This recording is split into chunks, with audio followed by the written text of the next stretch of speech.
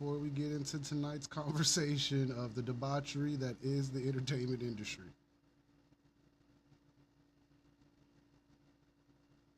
There we go. I'm on Facebook. Yep. We are good on Facebook. I'm sure I'm good on YouTube. Now I just need to make sure Rumble's okay. Give me a second. Give me a second. We're going to talk tonight. We're going to have a conversation. Make your Tuesday lively.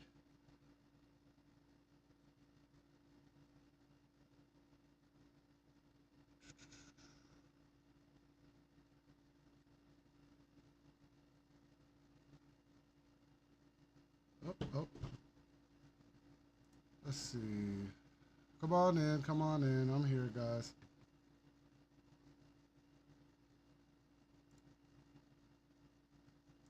Sure, it takes a while. View live stream. Yes, we are on. We're looking good. We're looking great. How is everyone tonight? Hope everyone's well on this Tuesday night. Hope your day was pleasant. Hope it went the way you wanted it to go, and I hope you learned something a little bit more about yourself today. All right, now before I get on, I'm gonna check my sound on Rumble. Why? Because I have to.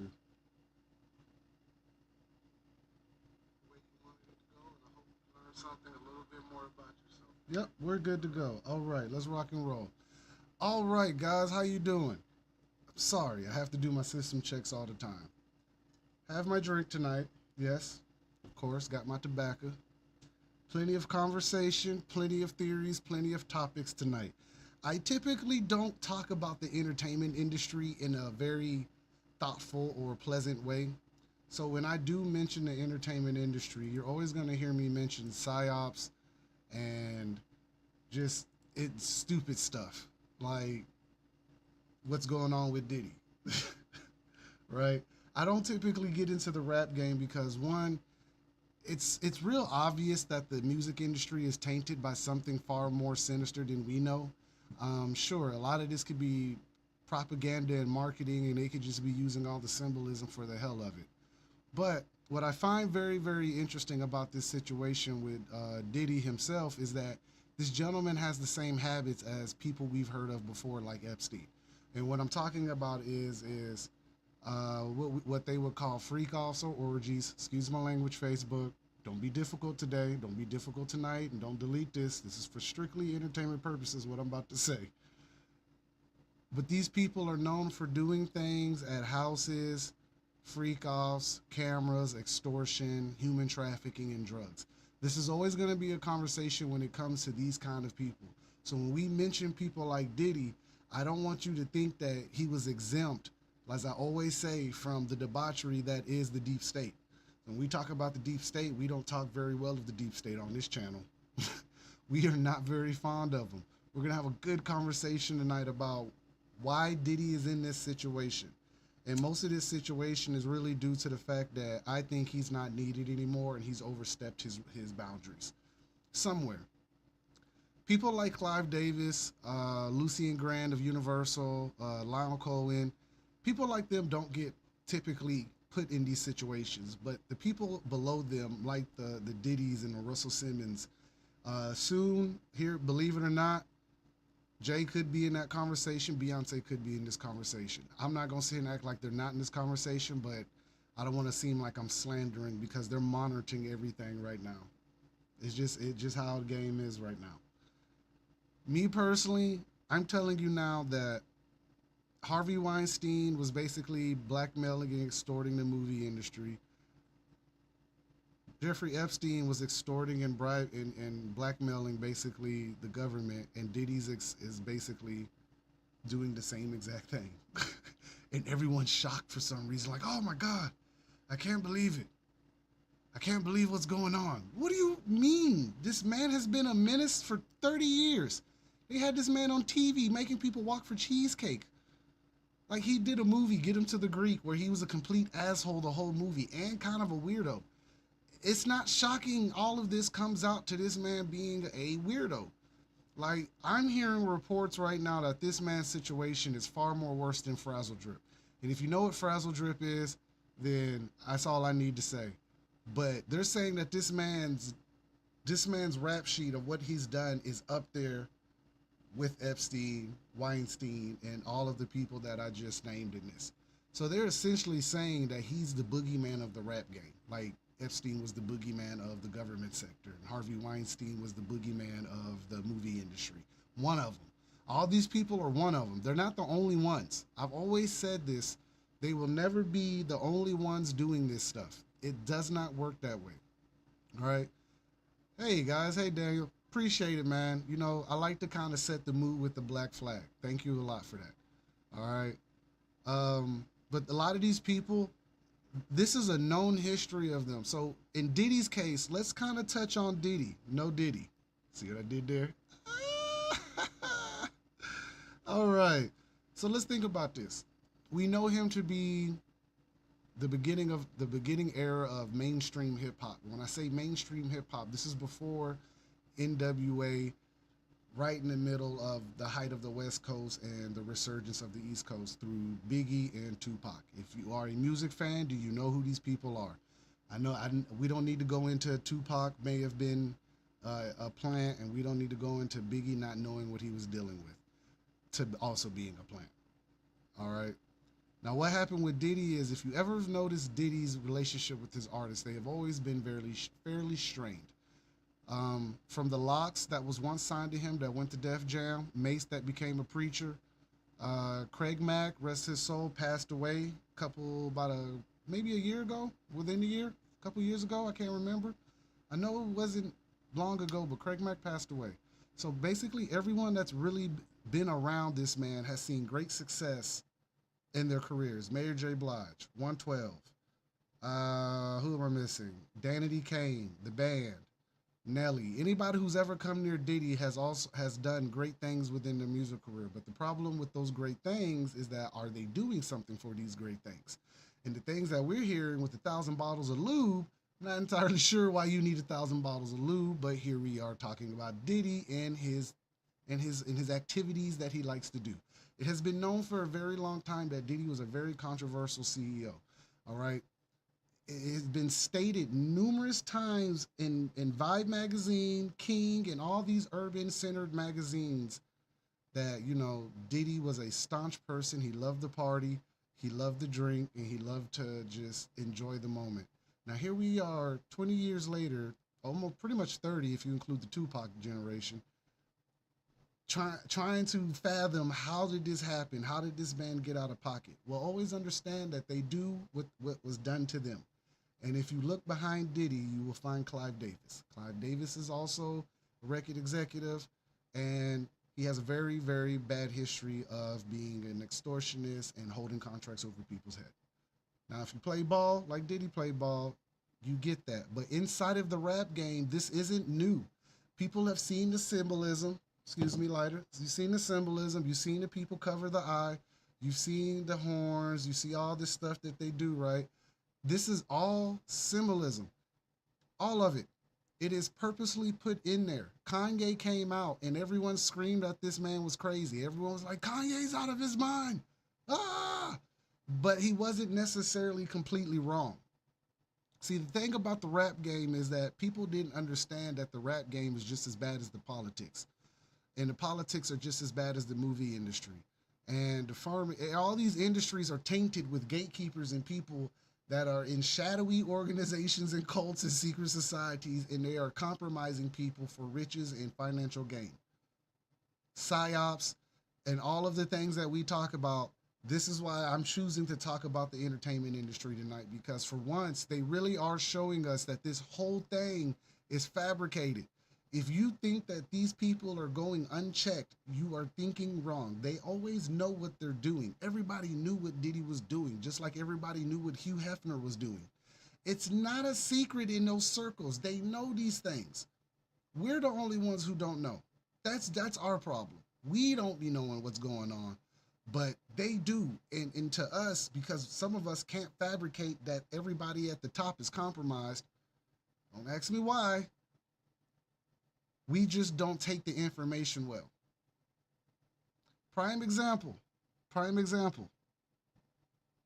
When R. Kelly came out in the industry, it was known that R. Kelly had married a 15-year-old girl named Aaliyah. Aaliyah basically had her rights signed over to R. Kelly and his agent and went on tour. Do you understand what was going on in that situation? I don't even need to mention it because we all know why he's in prison right now. We've heard the story. It is true that he married a 15-year-old girl. He is not the first artist to do this. Elvis did it. Okay? Elvis did it too. I ain't gonna say Drake's doing it, but Drake's doing it. It's a lot of artists that are doing this, and it's been a thing. And it's been in our face for so long that we act like we didn't know. Please stop acting like you didn't know. There's no way possible to say you didn't know. There's been plenty of footage coming out. People have been talking about this since the days of blues music, rock and roll music. When rock and roll was really on the scene like that, about the 70s and the 80s, it took a very demonic turn, as a lot of old people would say. Rock music was weird. There was a lot of devil symbolism. People said if you spin the record backwards, it would play devil lyrics or devil sayings, whatever. Music is used as a medium or a vessel. I'm convinced of that. And I've been a person who used to sit here and say that you can separate the music from the person. And you can't do that with certain people. Because at some point, Diddy never separated anything. He just was a monster in the industry. And a lot of people have looked up to this man. And I started off in the music industry. I thought Diddy was the person doing like real business until I learned that this is not what was really going on. See, the same thing that was going on Little St. James, it was going on at Diddy's parties. The same thing that was going on at Diddy's parties was going on at Hugh Hefner's parties. Same thing going on at Hugh Hefner's parties is probably going on at most elite parties. This is why you can't have a cell phone. You got to sign an NDA. And a lot of times you're doing drugs. There's a lot of things that are going on.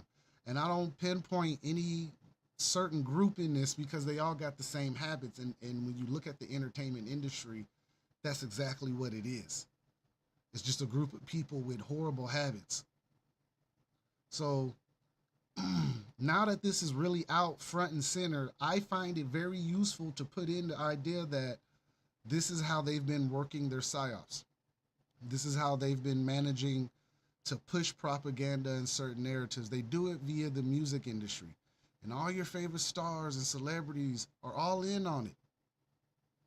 Just like George Carlson said, man, everyone's in on it but us. Everyone's invited except for us. All the upper elites are there. All the upper echelon families and leaders are all involved, except for the little people at the bottom. If you think sports is exempt, it's not. Wait till you find out who's the boogeyman of the sports world. It's coming. Oh, trust me, the boogeyman of the sports world exists. And trust me, you thought that dude from Michigan State was bad? The doctor for the gymnastics team? No, there's far worse than him. For real. Got a couple videos kind of outlining a lot of rappers and industry people are saying right now. A lot of industry people aren't too fond of what they've seen in the industry, and it goes across the board that when you look at how the propaganda and the narrative is spent in rap game, you would understand that there's something there. Now, if we go back before this whole Diddy situation, this is the era of NWA, and this is the beginning of the West Coast uprise, right? Because before that, hip-hop was not a negative entity. Like rock wasn't really a negative entity at one point. See, something happened in rap, and there's a theory behind this, and this is why we're talking about this theory tonight.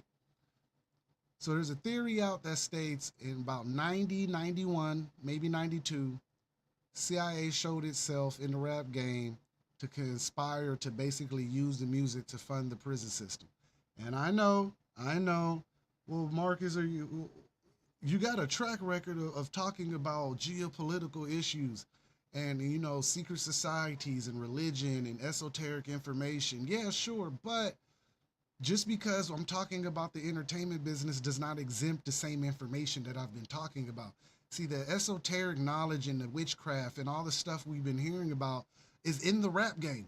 And it's always been in the music game. If you go back at least 60 years, it's there. We all know who's running the industry. Kanye said it. You called him crazy and anti-Semitic for it. I'm just saying there's a truth to that. They call you a lot of things, but they won't call you a liar. That's all I'm saying. This whatever has the stronghold over the government has the same stronghold over the entertainment. And the same thing that's holding the entertainment industry is the same thing holding the military industrial complex. The same thing holding them is the same thing that's holding our elected officials to be complicit in what they do. It's the same hand. You can call it the Illuminati, you can call it Skull and Bones, you can call it the Deep State, you can call it whatever you want to call it. It is the same entity. It is not separate. It has never been separate. It'll always be the same exact thing. And it's always been that way. It's never not been that way. Okay? Now, got some content. We're going to start it off with, let's see, get over the presentation screen.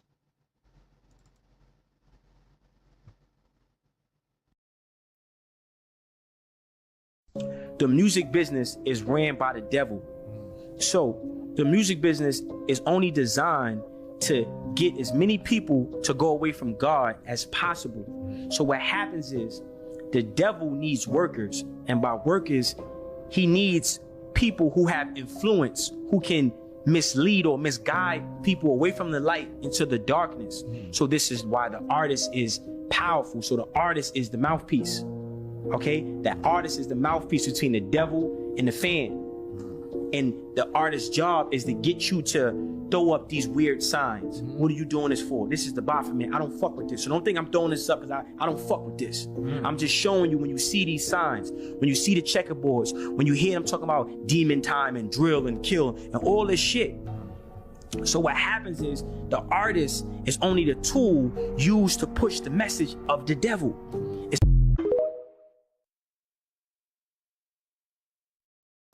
All right. The artist is the influencer. They look for the most influential person in any setting, whether it's politics, rap music, movies, sports. They find the most influential people, bring them in, somehow compromise them, and put them back out into the world.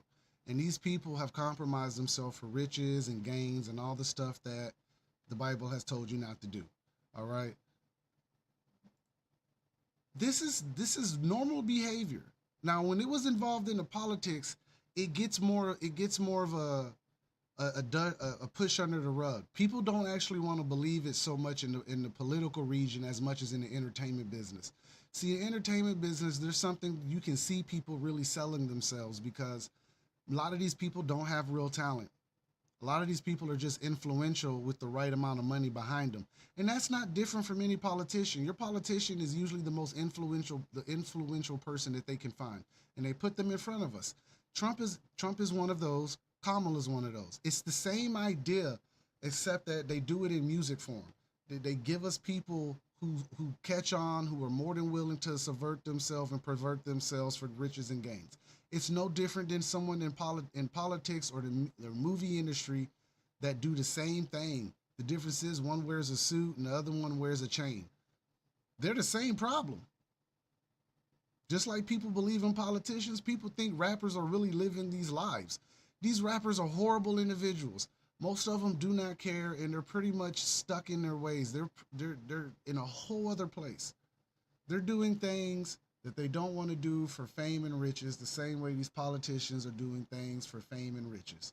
It is not different. This is why I mentioned earlier in my video that the habits are the same.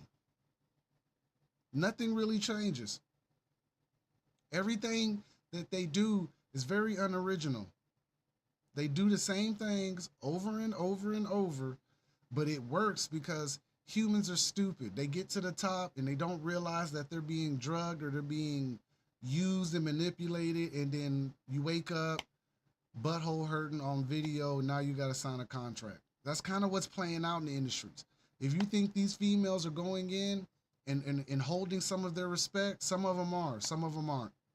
It's a cold game right now, and this ain't no different than politicians going in and holding and standing on business.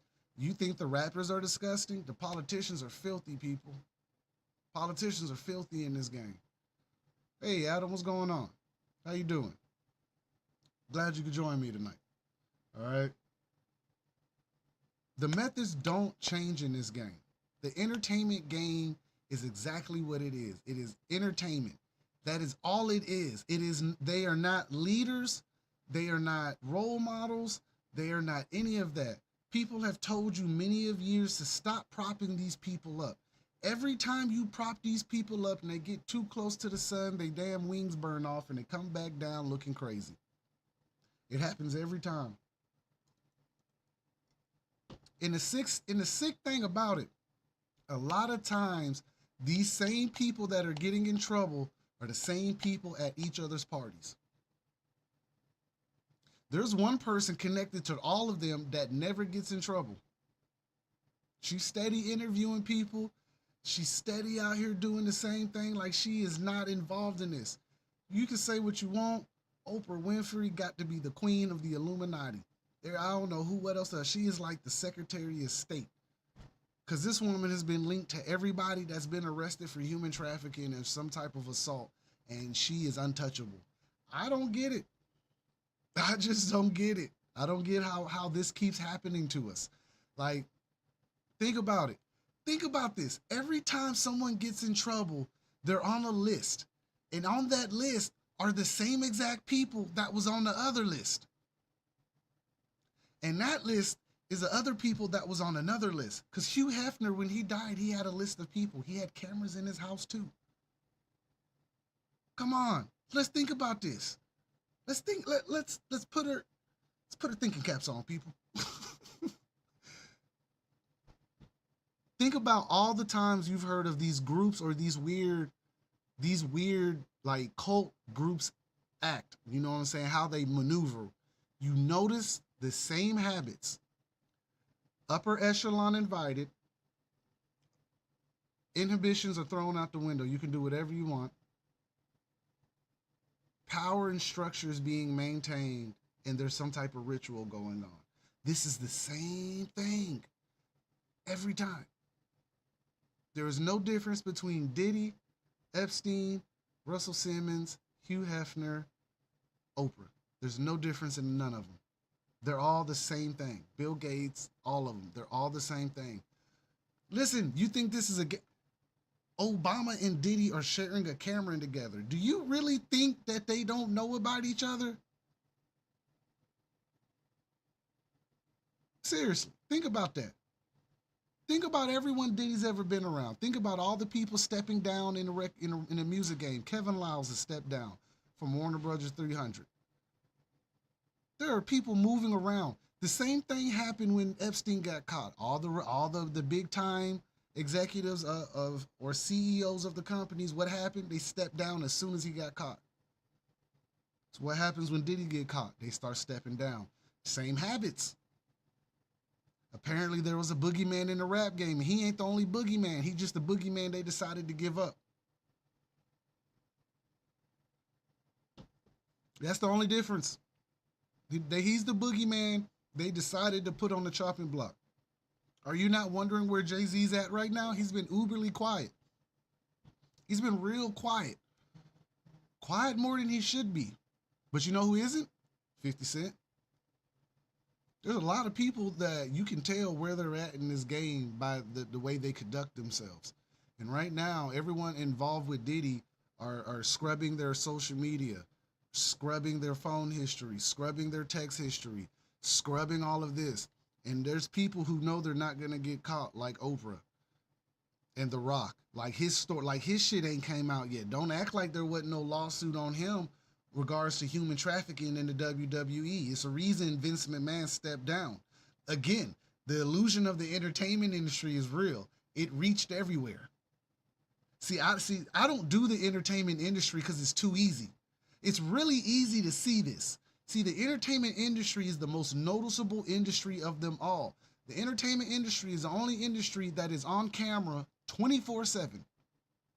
So with the entertainment industry, you got a smaller window to survive your mistakes. You will not survive many mistakes in the entertainment industry because people have cameras, people have memories, people see you a lot. There is plenty of content of you out there as a celebrity. So think about that. The celebrity has the smallest window of making a mistake before they get caught, and typically by the time they get caught, it's usually at the tail end of their careers, as they're burning out and they're not needed, and maybe they get upset and say, you know what? Well, I'm gonna go out here and tell everybody what you guys are doing. And they're like, okay. You don't believe me? Let's go back to the 80s in the movie industry. This is why I don't do the entertainment industry, because it's too easy. Corey Feldman, Corey Haim, Drew Barrymore. Shit, man. The dude who played Gary Coleman, excuse me, they got him too. All of the Disney Club kids. The kid who played Goldberg. We can do this all day with plenty of children and individuals who have something to say about the boogeyman of their industry. Nickelodeon came out and said it. They had a whole PDF file running around as a director. If you remember those skits back in the day, they were kind of raunchy for our age. See, entertainment industry never has actually hid anything. They're not hiding it. You have plenty of stories to go by for people who have been done wrong. Corey Feldman is still talking about it. Corey Haim is dead, and so is River Phoenix, Joaquin Phoenix's older brother. Yeah, that group out of like Boston upper area. Yeah, that whole group. It was a group of them that were brought into the game. Only a few are still here now. Why is that? Between the drugs and the assaults, a lot of people don't make it in this game. And if you go to politics, you have the same issue. Matt Gaetz is on the chopping block again. Matt Gaetz' situation with underage women at his parties has come up in the news. Again, not entertainment, but I consider all of this entertainment to some extent. You're noticing right now, a lot of people's dirty laundry is being put out. Somebody got to be the victim. Somebody got to be the predator. Someone got to be the victim. They're going to do this. This is all still a psyop. It's not what we think it is. It's a reason. If you don't believe that this whole situation is just to kind of keep certain people out of the light, they would rather put out the other person than themselves get caught. The fact that Epstein got put out in daylight is amazing to me, because that guy comes off as a person that you don't talk about and you don't mention him. But the fact that someone mentioned him enough to get him arrested and allegedly in his cell saying he did it himself, sure, I don't believe it. You don't believe it. We're not going to believe it if it happens to Diddy. No one's going to believe it because we know there's people on that camera. The same conversation we had for Epstein asking, where was the list? They never showed you the list. I bet you they don't show you Diddy's list. The same people on Epstein list is the same people on Diddy list. Prove me wrong. Prove me wrong. This is the Deep State Talk Show, baby. We here to talk about the hard conversations that nobody wants to mention. And I bet you any money, Cackling Kamala is on that list too. I bet you any money, she on that list. Obama's on that list. He's on camera with this man. I'm sure they've been to a party or two. NDAs. No one's talking. The only reason you're hearing about all of their bodyguards and the people around them talking is because they're getting paid to open their mouth and the NDAs have expired. Typically, NDAs in the entertainment game are about 20 years. If you think about when they came in and by the time you start hearing this, it's roughly 20 to 30 years. Usually 20. For Jay and Beyonce's case, it's going to be 20. How do I know this? So before I started doing this, I wanted to be in the rap game. I wanted to be like Diddy. As weird as that is, I'm going to tell you the truth. Here's a little information about me. Like, I grew up reading Forbes magazines. This is before I knew what Forbes really was, okay? This is before understanding that, you know, how the game was played. I grew up watching the lifestyles of the rich and famous, Cribs. Like, I grew up in a hip-hop era. I'm a millennial, for God's sakes, people. I'm 38 years old. Look at me. I know I look younger, but I'm 38. I grew up in this era. I grew up watching the hip hop beef, Tupac and Biggie. I saw the LA riots on TV. I saw people rioting. You know what I'm saying? Like I grew up in that fight the power era a little bit at the tail end. You know, fuck the police was the NWA by the time I was really listening. MC Hammer, Tupac, Biggie. You know what I'm saying? The South wasn't reigning just yet. Why I say all that to say this is that I grew up in an era of music that I thought was real. And to some extent, it was real. But the entertainment industry is not what you think. It's pure entertainment. And at all times, there is no such thing as bad press. They take it and they run with it. And these people seem to be running the same way that the politicians are running. And the politicians seem to be maneuvering the same way these quote unquote secret societies are moving.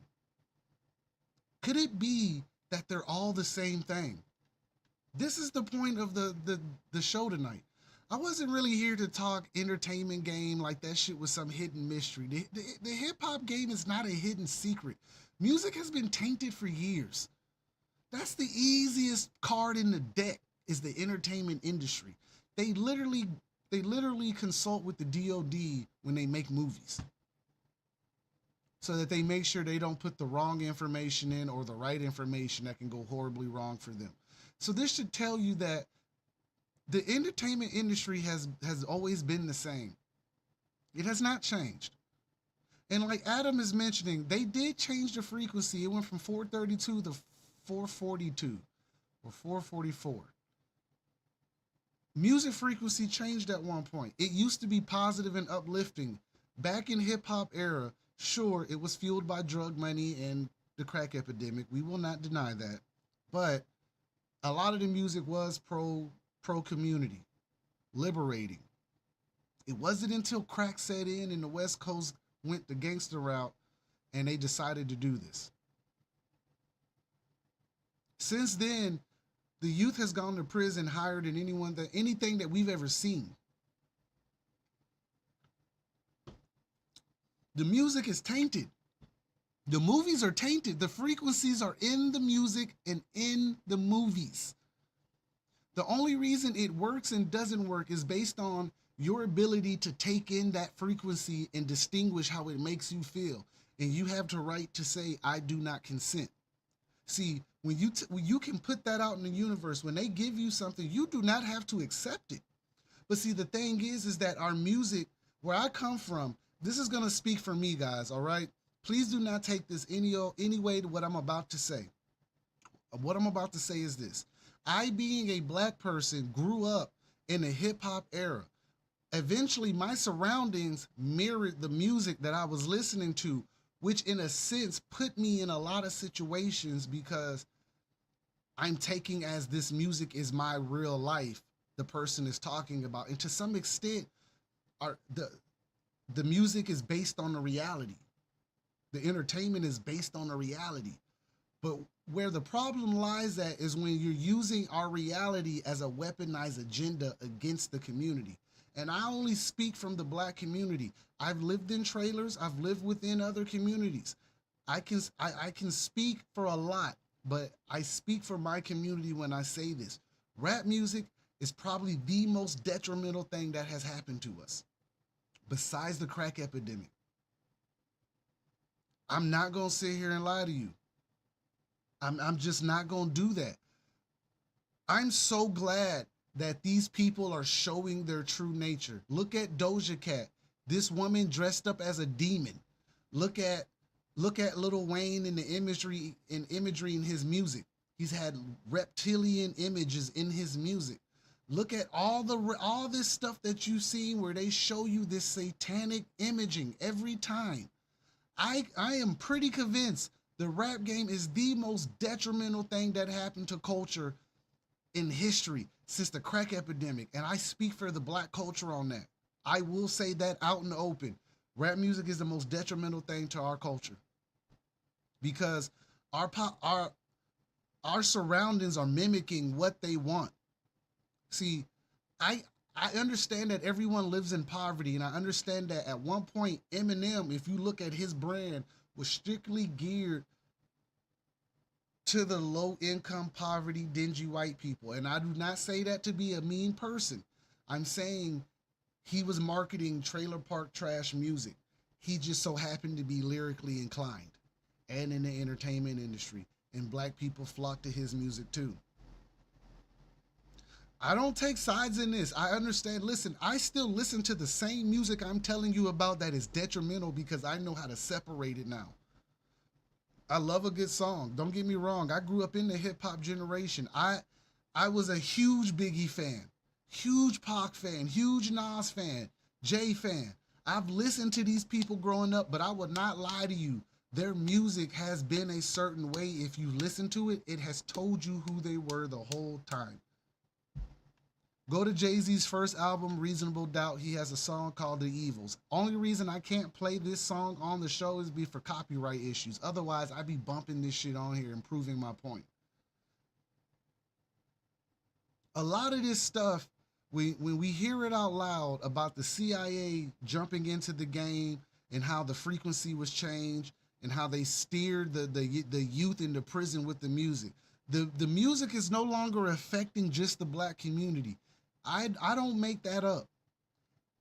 Anybody who thinks this music is talking to them, it's affecting them. White, Mexican, Asian, it doesn't matter.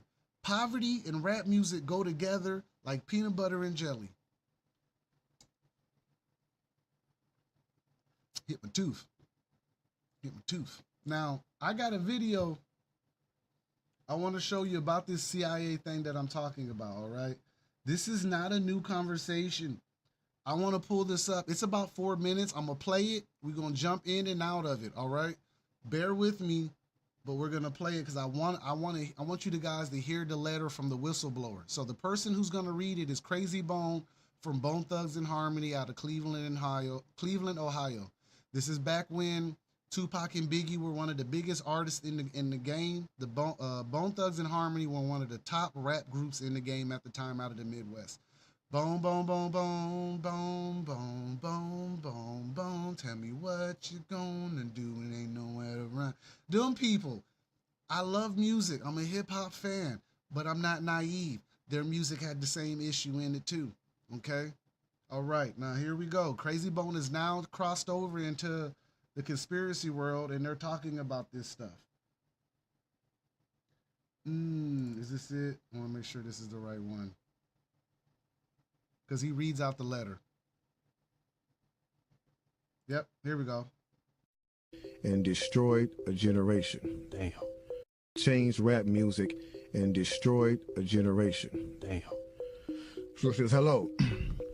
After more than 20 years, I finally decided to tell the world what I witnessed in 1991, which I believe was one of the biggest turning points in popular music, and ultimately, American society.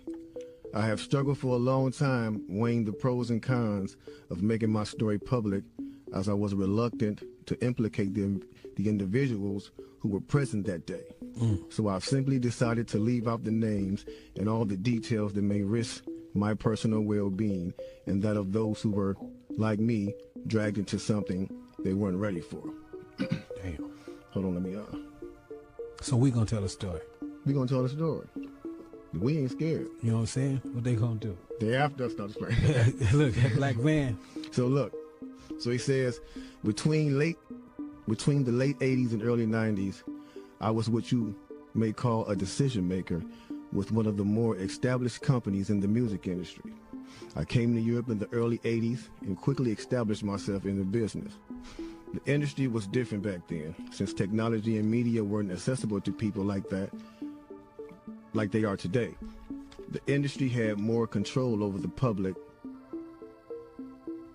and had the means to influence them any way it wanted. Right. This may explain why in early 1991, I was invited to attend a closed-door meeting with a small group of business insiders to discuss rap music's new direction. Rap music's new direction. Yeah. Little did I know we would be asked to participate in one of the most unethical and destructive business practices ever seen. Crazy. So this was the meeting. The meeting was held at a private residence on the outskirts of Los Angeles. I remember about 25 to 30 people were being there. Right. Most of them familiar faces.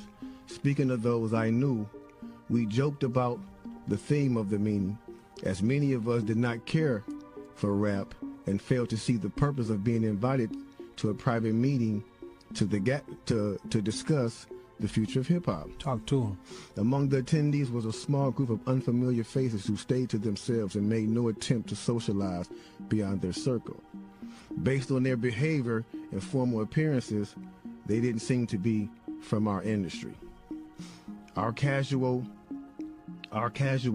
chatter was interrupted when we were asked to sign a confidentiality agreement preventing us from publicly discussing the information presented during the meeting.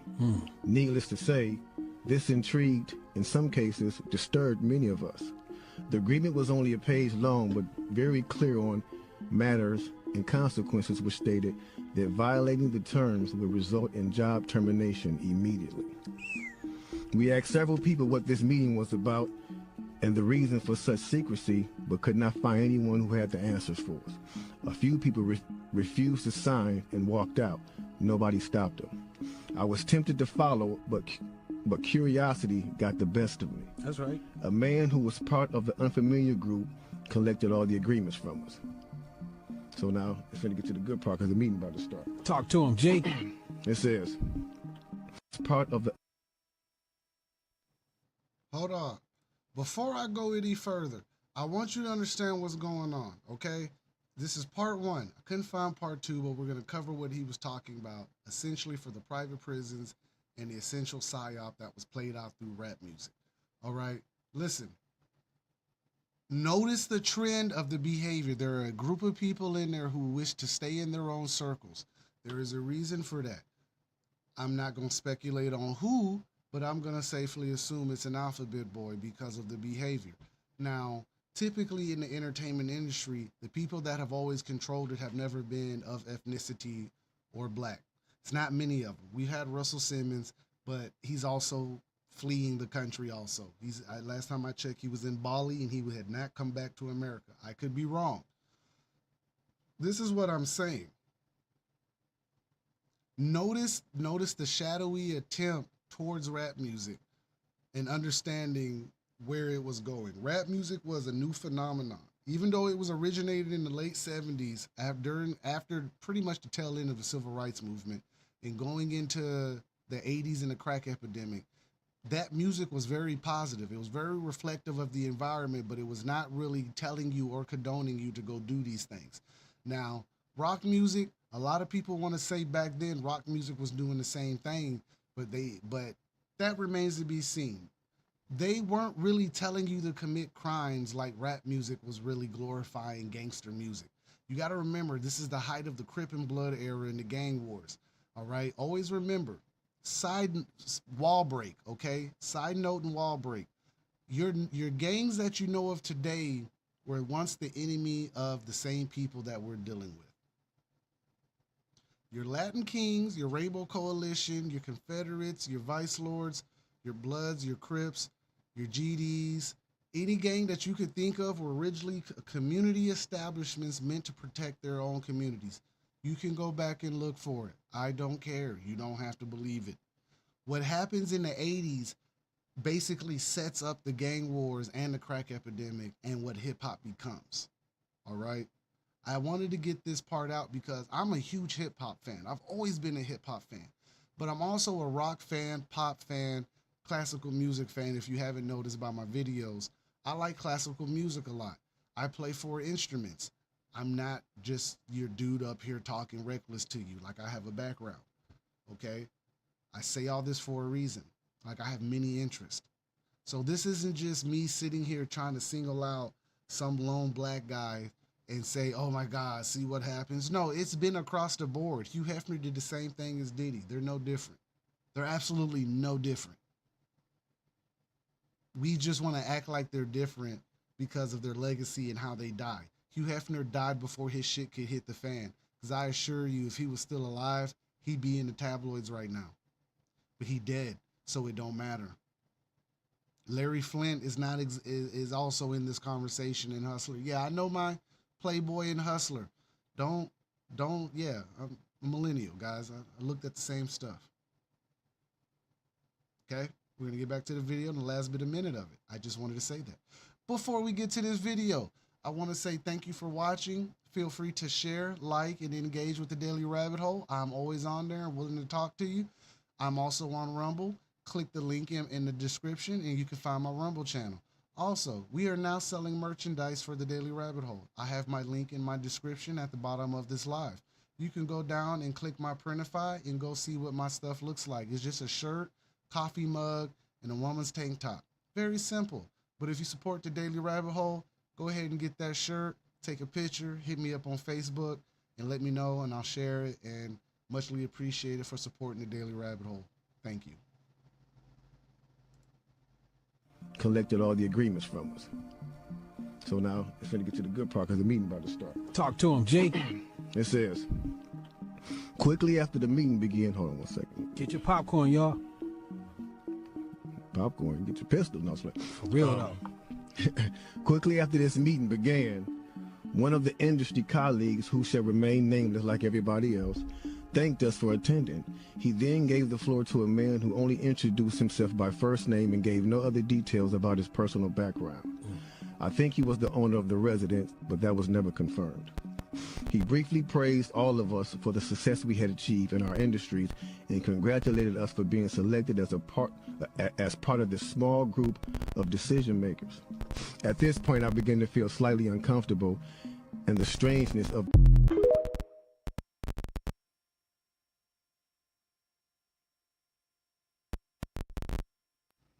All right.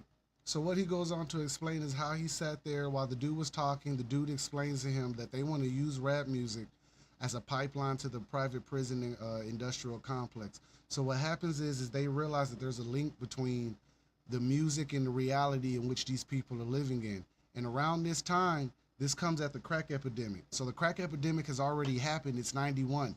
So right now they understand that they got a pipeline for prison because the same people that gave you cocaine and crack are the same people that were in the private prison complex. Okay, so what happens is he goes on to basically say that they're going to use rap music to funnel people to the private prison system.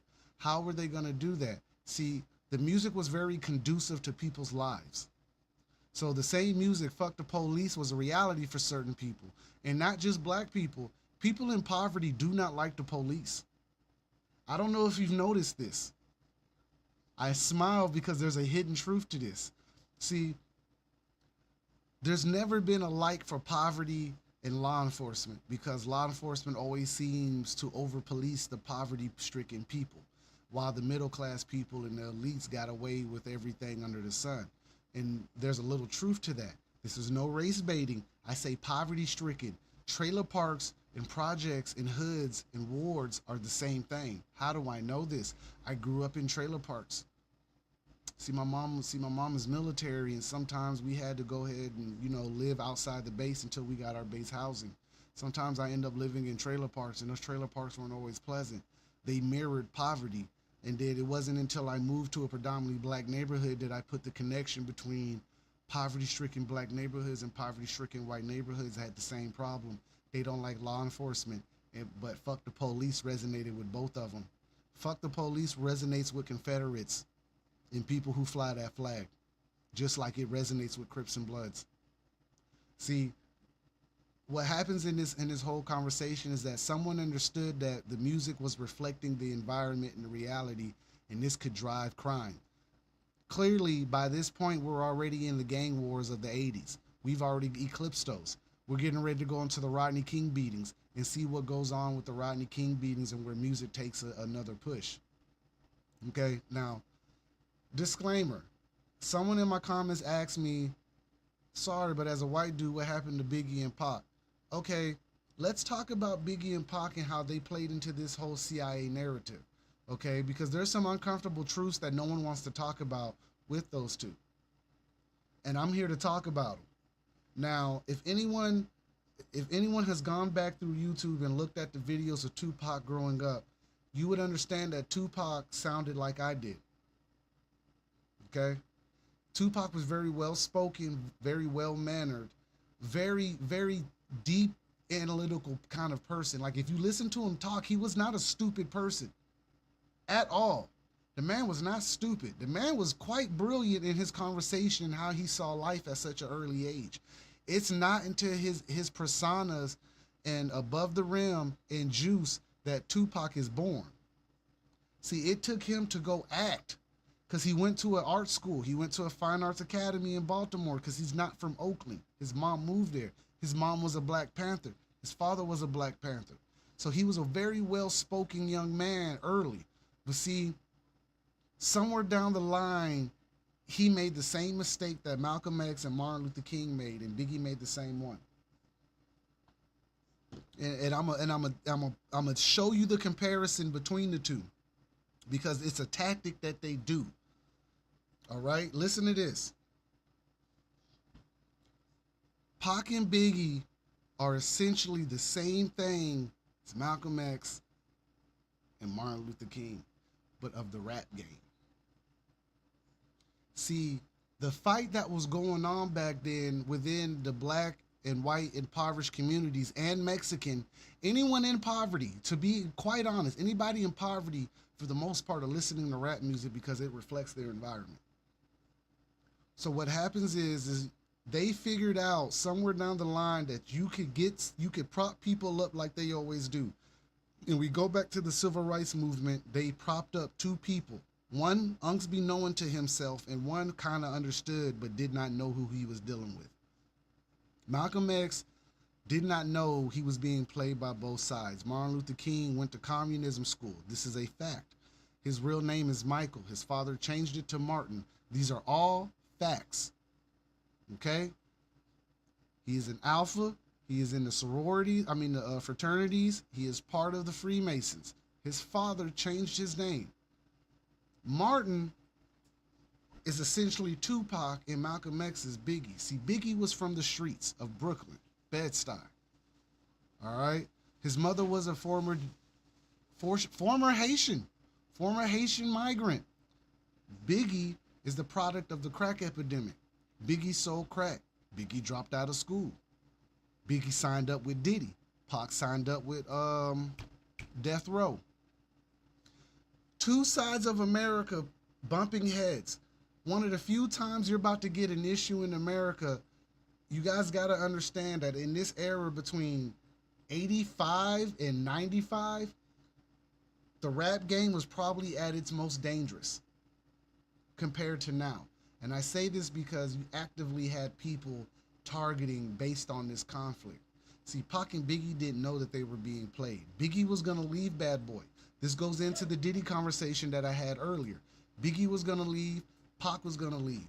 They figured out that they were being played. Same story as Malcolm X and Martin Luther King. They got propped up and figured out that they were being played. They didn't want to keep going this same route of gangster music and all this, so it had to end. Now, if you believe Tupac is dead, I don't blame you. I don't know. But I swear to God, I seen this man on the BET Awards some years ago. I don't care what nobody says. I seen the man. Same story as most Black Panthers, they fled to Cuba. You can look this up.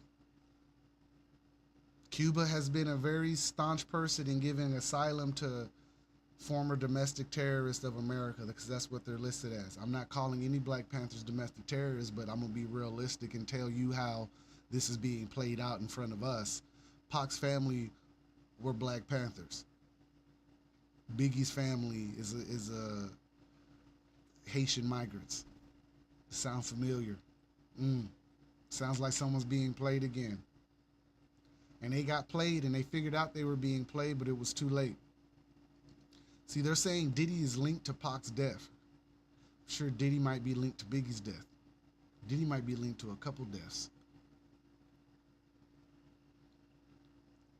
Allegedly, I see your comment.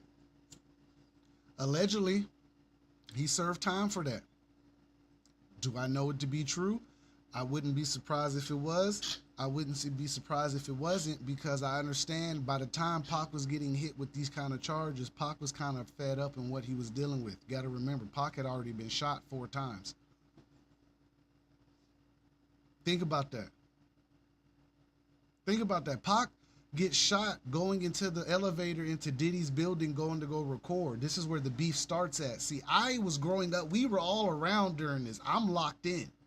I was locked in. I didn't take a side because I like both of them. Always, I'm not going to take these folks' side because I was a fan of Pac and Biggie for the music standpoint. Huge Biggie fan over Pac, though, just because Biggie's lyrics were so strong. Pac's lyrics were fucking beautiful. He really spoke some conscious music. Pac told a lot of people that these folks weren't for us. Pac said it in his music. I will never deny that. But I don't think Pac realized what he was dealing with, just like I realized Biggie didn't know what he was dealing with. And it sounds familiar about a lot of people who get involved with these kind of people in the deep state, that they don't know who they're dealing with. And this goes for all of the entertainment industry. Like these parties, listen, these mansion parties are real, okay? These people show up and do unlimited amounts of drugs. They do things and they go to second levels of their party. In Tampa, Florida, shout out to Tampa, Florida. I spent 2 years in Tampa at MacDill Air Force Base. Let me tell you, if Tampa could get General Petraeus in trouble, Tampa can get anyone in trouble. That city had a lot going on. See, Chris, you bringing up history because there's a truth about the quote unquote gay agenda in the rap game. Now, this goes into the dresses, this goes into the videos, this goes into a lot of different things that we've talked about. This is not new information. This has been talked about for a while. And listen, I got a video for you about this and about that this kind of agenda being pushed in the rap game. I got a video because I knew y'all were petty. See, I know y'all. Y'all petty. Y'all like to bring up the juicy stuff. Y'all won't just let me not bring up the, you know what I'm saying, the surface level. Y'all want to bring up the extra juicy stuff. Like, here you go. Before I'm gonna hit once it starts. I'm gonna hit pause. Nope, it's not who I'm looking for. Did I lose it? Is this it? Or is it this one? I don't know. I always lose track of my videos while we're going through this. Hold on. Okay, this it. Okay. Now, before I start this is also... Thank you, Chris. Yes, my page is called The Rabbit Hole. Surface stuff is for normies. It is for normies.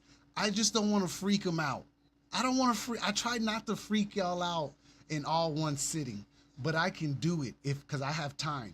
So, Kurt, shout out to my wife for having the day off and letting me get the primetime slot tonight. This is why I'm on a little bit earlier instead of my 9 o'clock to 12 o'clock slot. I'm trying to get better with my slots and talking to y'all. Streaming is really tiring. I'm not going to lie to you. Anyway, listen, the video that I got up here, again, the NDAs have ended. People are coming out. These are your former bodyguards, your former assistants and managers. Right now they're talking about in one of Biggie's videos, and I love it when they call me Big Papa. There was a man in the video as the lead woman. Hey, Greg, damn it, I done got Greg on here clearly talking about something. Greg done popped up, was like, I've been in the entertainment industry. I'll tell you now, it is not what it is. It's horrible. Listen to this, right? This is 3 minutes. Bear with me. You know, I'm going to bounce in and out with you, okay? Listen to what this guy has to say. It's a lot of gibberish, but, you know, they got to kind of sell it on social media and shit. So just, it's part of the interview. It goes into the fact that it was a tranny on the stage, and a lot of the videos you think is a woman in the lead rapper's videos, they're dudes. It's been this way for a while. Shut up, Chris. The industry grooms them to be open to it. Like if we go back to the Big Papa video, right? Why is the lead person out of all the bad bitches in New York City back then? even the women in the video, right? Why was the lead a transgender? Why was there, you remember the scene in the bathroom? Why was there a transgender pissing in the bathroom with the and the guy? You don't Standing remember? up, right? Yeah. You don't remember there's a woman in the bathroom with klepto and I can't remember who the other person is. And they looking at the nigga ding ding and why they standing at the urinal? Like, why is that in there way back then? Got you. And I just pulled Now in look the at the scene. girl go to the scene when Buster's talking to her at the bar, and Big walk up and move the nigga, and then or when she say true, stop it right there and look at the knot in her throat. Not the knot in her throat. Talking about.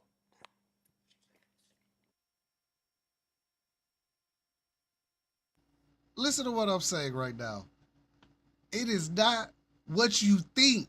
Chris, you never caught it. I caught that back in the day. Why was this woman in the bathroom standing up? Listen, it has been in our face the whole time. Think about it. Think about it. Hold on, we're getting back to it. Talking about this young lady? That's her. Look at her. Zoom in on the throat. Women can have a little. Is that like nah? Her name is Shamika. She was from Queens and she got killed because she was a nigga who was dating her, didn't know it was a man, and went to have sex with her and found out she was a man and she's dead and he's in jail. So you know the story. So when you see that, are you alluding to they sprinkle it in there? They subconsciously make you comfortable with it, bro.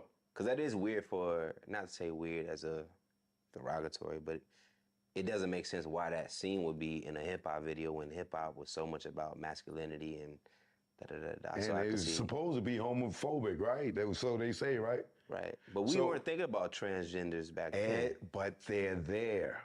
Okay. What I believe is that the Tupac Biggie got so gangster and so big that the agenda that they was about to push on us, that they later pushed on us, it just got pushed back. They was getting ready to groom us right there. They was grooming us. We got a transgender in the Big Papa video in the bathroom and the lead woman. Not only in Big Papa and Warning, she's in the bed with Biggie, and then in the Flavor in Your Ear remix, she's dancing behind LL. Right. And Hype Williams is director, and she's the lead in all three of those videos, and he's the director of all three of those videos. And it's rumored that that was his chick, or a nigga, or whatever. Right. Okay. And we can leave people to maybe investigate more on this, but that's, I mean, you're saying some stuff that does have me question, because I remember that scene, and I remember more so laughing at it because I thought it was like a joke as a youngster. Like, why is the lady in the, she playing along? I didn't think that was I didn't think about it now in hindsight. Right, and see, and they was grooming with us. They was trying to groom us as a culture. Because right now, when you think of the LGBTQ community, who you think about? I do think about us. Black people. Yeah, because they. How often do you see a white guy running around?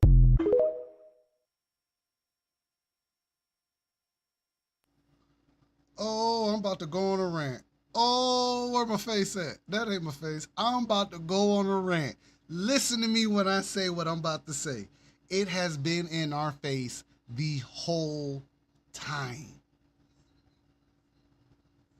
They groomed the black culture. Why did they groom the black culture? Because the black culture was more susceptible to that movement. Prove me wrong. Tell me I'm wrong right now. The black culture was more susceptible to that damn movement than anyone else. I don't know why they decided to push it that way. Listen, as a black man, you see me on camera right now. Without a doubt, the texture of my hair, the color of my skin would tell you I am a person of color. Listen, I am a person of color telling you they have been grooming the black culture for this movement for years.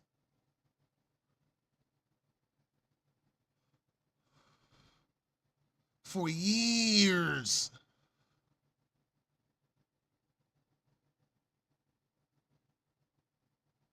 Years. You don't believe me? I know who she's talking about. I see it. I was going to get to it. Go back to Tu Wong Fu with Wesley Snipes, John Leguizamo, and Patrick Swayze. That was the late 90s. 97, maybe 96. They have been grooming the culture. Listen, it's not a coincidence. This is why I'm talking about the entertainment is an illusion. It is not a coincidence that that imaging in rap music did not play into the Obama administration for his tenure. Look at what he pushed. Look, God damn it. Look at it. Are you catching what's going on? There is a connection between this interview and 2008. Tell me I'm wrong. Tell me I'm wrong. Tell me, damn it. Shots fired. Shots fired right now. I am telling you tonight on the platforms that I'm on, I may get banned for this tonight. That damn it. I hope Facebook is a little sympathetic to me tonight because listen, there is a connection between the CIA, the rap game, the LGBTQ movement in 2008 till now. Play this game if you want to. They were grooming us. I full-heartedly believe that they were really grooming us. See, the inversion that they want to create on us is in our entertainment. It's an illusion. It's an illusion. It's not entertainment. They're programming you. They're programming you. I've worked in the entertainment industry. I promoted parties. I promoted clubs. I promoted artists. I manage artists. I ran studios. I read contracts. I've been in this game. The gatekeepers are there. Do you think I'm lying? I'm not lying. The gatekeepers are there, and the gatekeepers want their due. The gatekeepers are there, and the gatekeepers are of color. And I'm gonna tell you that is to the detriment of the black community is the gatekeepers, because people don't realize they're walking through the gates. I do. See, I get it. I see it. I don't want to see it. I'm not gonna sit here and lie to you tonight. I wish I couldn't see it. I would love to be fucking naive. I would love to be naive. I want to be naive so bad, but I can't because it's too obvious. I've been watching this since a child. Don't ask me why the universe picked me. I've been watching this as a child, and it has always been weird. It has been weird for some time. And if I could see it back then, I am 38 years old. I've been this way since I was 10. 10. I grew up during the whole Princess Diana incident. I saw Michael Jackson go through multiple court cases. I saw the OJ incident. I saw the Rodney King beatings. I saw when Bill Clinton banned cloning. Listen to me. This shit has been going on for years. It has been there in our face the whole entire time. I may sound like a crazy man. I don't care. It has been there the whole time, everywhere, in your face. You just did not know it. See, we almost thought that people really made it off their work ethic. And that to some extent, that's true. They make it all the way till they get to their first door of gatekeeping, and then they choose to go through the door. They choose to go through the door. This ain't nothing new. When you go through that door, everyone has mentioned the door. If you've watched Vlad, you've listened to other people in the black community. See, in the white community, in the rock community, when they talked about it, They use the reference of the devil a lot. In the black community, see, we're more hyperboles and metaphors. We'll tell you what's going on without telling you and let you make the decision because we're in a weird position with it. They've been walking through doors for years. Kennedy had to walk through a door. John F. Kennedy had to walk through a door. His father had to walk through a door to be that family that is able to sit at the pedestal. In the rap game, you have to walk through a door. It's the same door with the politicians. This door comes in many ethnicities. It comes in Hindu.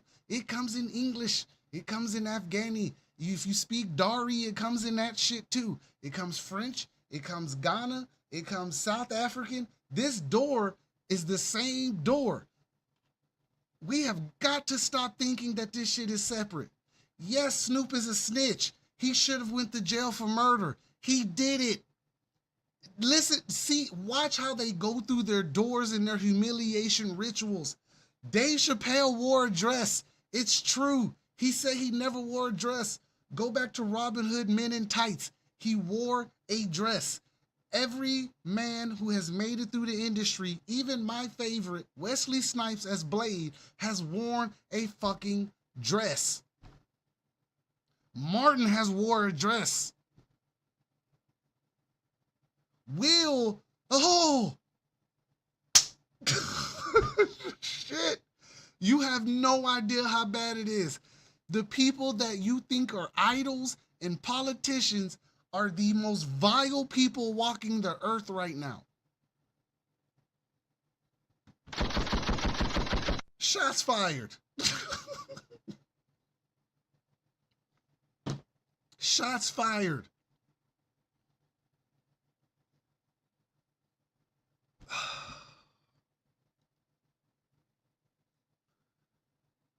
If you want to know who they are, watch them by the fruit that they bear. The fruit that they bear is rotten. We either gonna believe the Bible or not believe the Bible, but the Bible got some references that make total sense. You know them by the fruit that they bear. Someone put the scripture in my comments.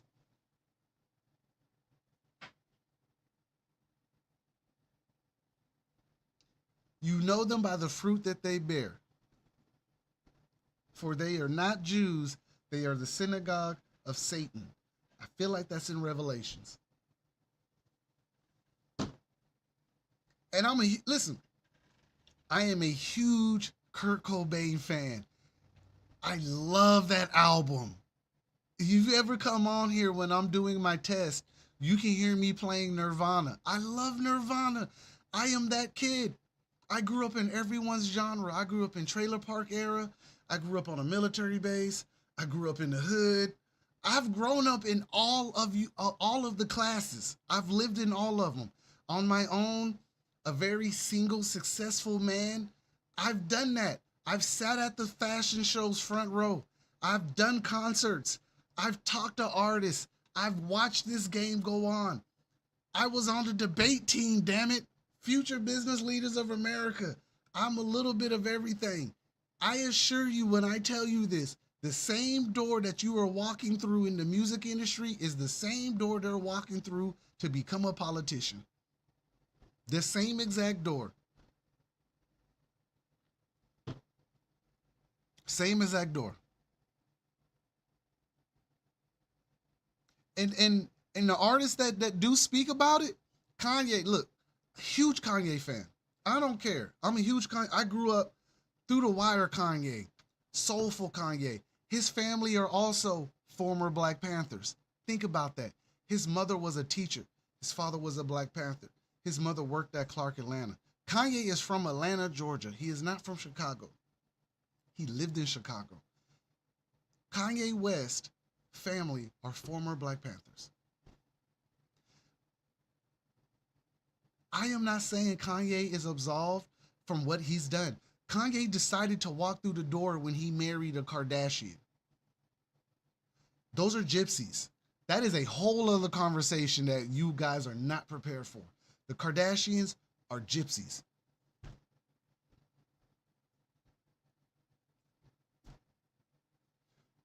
Look at the fruit that they bear.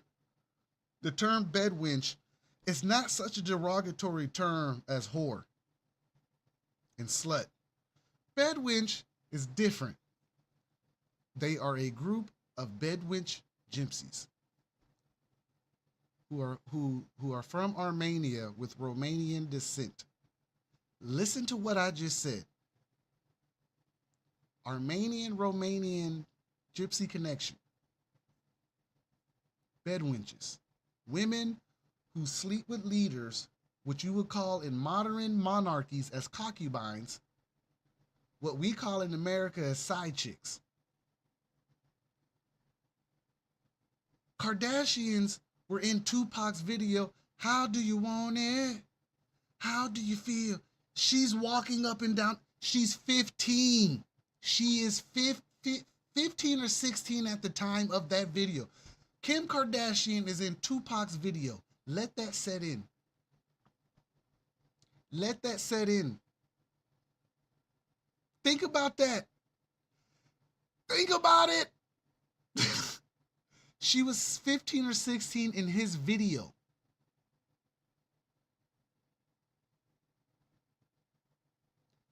There is a huge habit of this behavior in all spectrums of our establishment. There is a habit, a huge, huge habit of this behavior in every sector of our establishment. Y'all don't find that a little bit weird?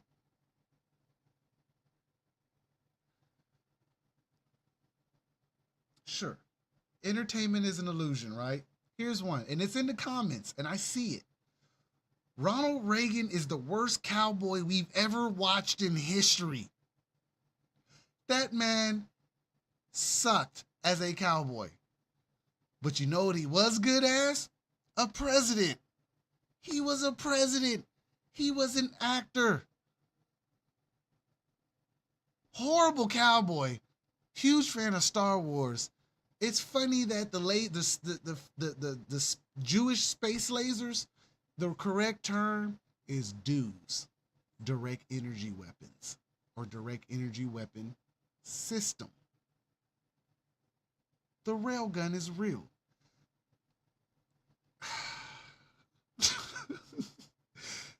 See, you thought I was going to talk about Diddy and the rap game, and listen, no.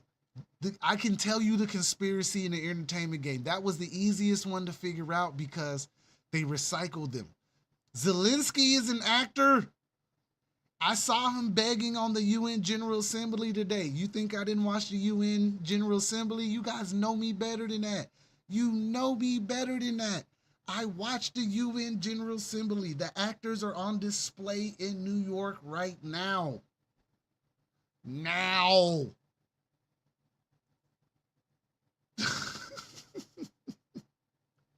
Listen, Zelensky for 3 seasons played a person elected to president in his country and fighting the deep state. 3 years after that, this motherfucker is the president of Ukraine and one of the largest conflicts that's about to eclipse in world history. How the hell does that happen? You think that's by chance Zelensky played a president on TV for 3 seasons and showed up as president of Ukraine?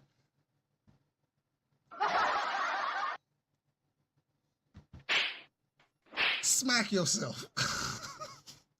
There is no way you can believe that that shit is chance. No way. No way. No way.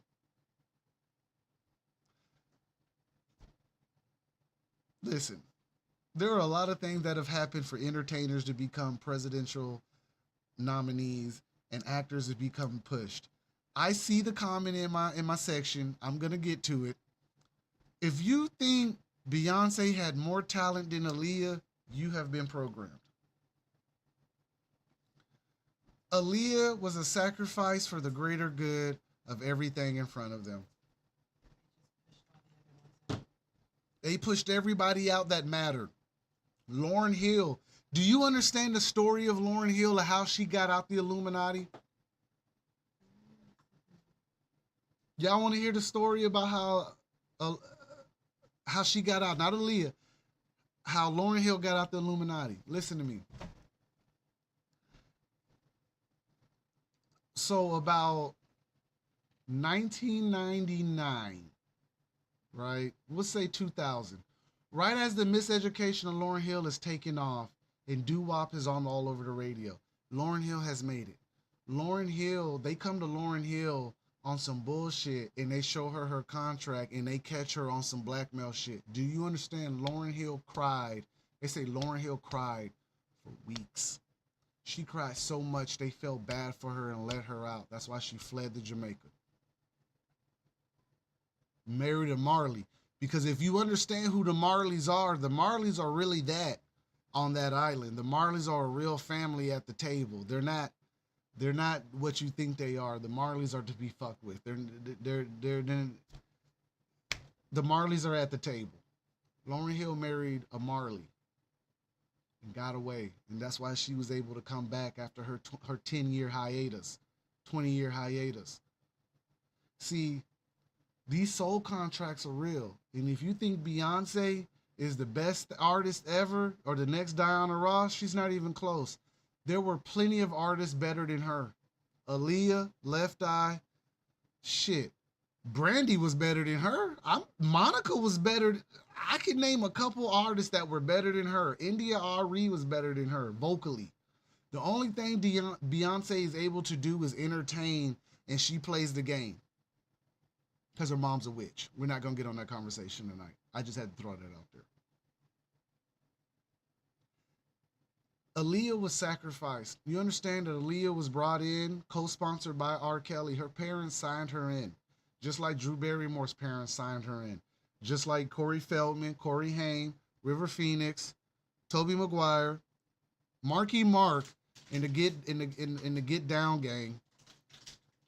These children are sold into the industry just like Justin Bieber was sold to Usher and dropped off at Diddy's flavor camp. Go back and watch the Justin Bieber video interviews. I assure you there's something wrong with that situation. Now, I still have videos. I'm not done. I'm on here tonight.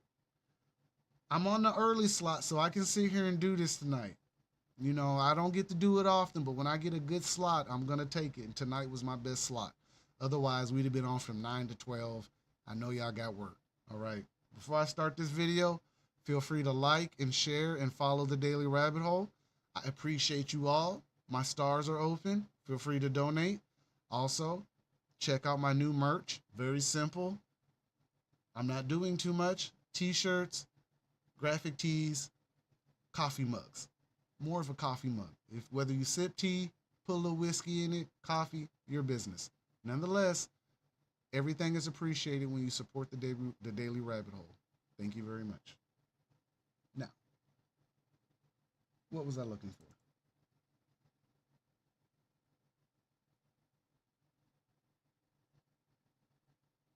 for? Okay, here we go. Now, I got Cat Williams on here. All right, that's who I was looking for. Cat Williams. Because Cat Williams recently did an interview about two and a half months ago with Shannon Sharp. We gonna get on him too. But he did a conversation with Shannon Sharp where he unveils his truths about the entertainment industry and what's been done. As we'll speak on the Steve Harvey and the Bernie Mac incident. Steve Harvey was a huge hater of Bernie Mac. In recent information of the kings of comedy, the only one that stand on business is Bernie Mac. D.L. Hughley has lost all my respect. He's clearly getting paid by the left. A lot of them are getting paid by the left. Ricky Smiley's being paid by the left. Anybody pushing the Kamala train is being paid. I am not playing with this. They have major airways. They're on leftist networks because the black community tends to lean to the left. Anyone on the right is considered a coon or Uncle Tom, even though it's not an Uncle Tom. It's a fucking Sambo. Get the slur right if you're going to use it, is what I'm saying. That's all I'm saying. But what I'm saying is Cat Williams was talking about this for some time. We're going to get over to this video. This one is a minute, very quick. Then I got another one where he was talking about essentially what was going on early in the rap and entertainment industry, and everyone thought it was a joke. This is almost 12 years ago. All right, listen to this. We're clicking over. Here we go. Motherfuckers be gay in Hollywood, you never fucking expected. They be having these big ass mansion parties, and the mansion party, the whole mansion is a party, and then it's a separate party in the little rooms. I ain't been famous that goddamn long. I'm excited in a motherfucker to be at the mansion party. You be looking in all the goddamn rooms, and you fuck around and look in the wrong room and shit.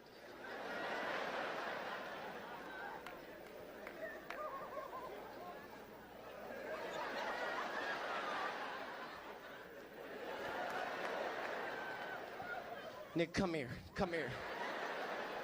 Is that two niggas kissing? Is one of them niggas?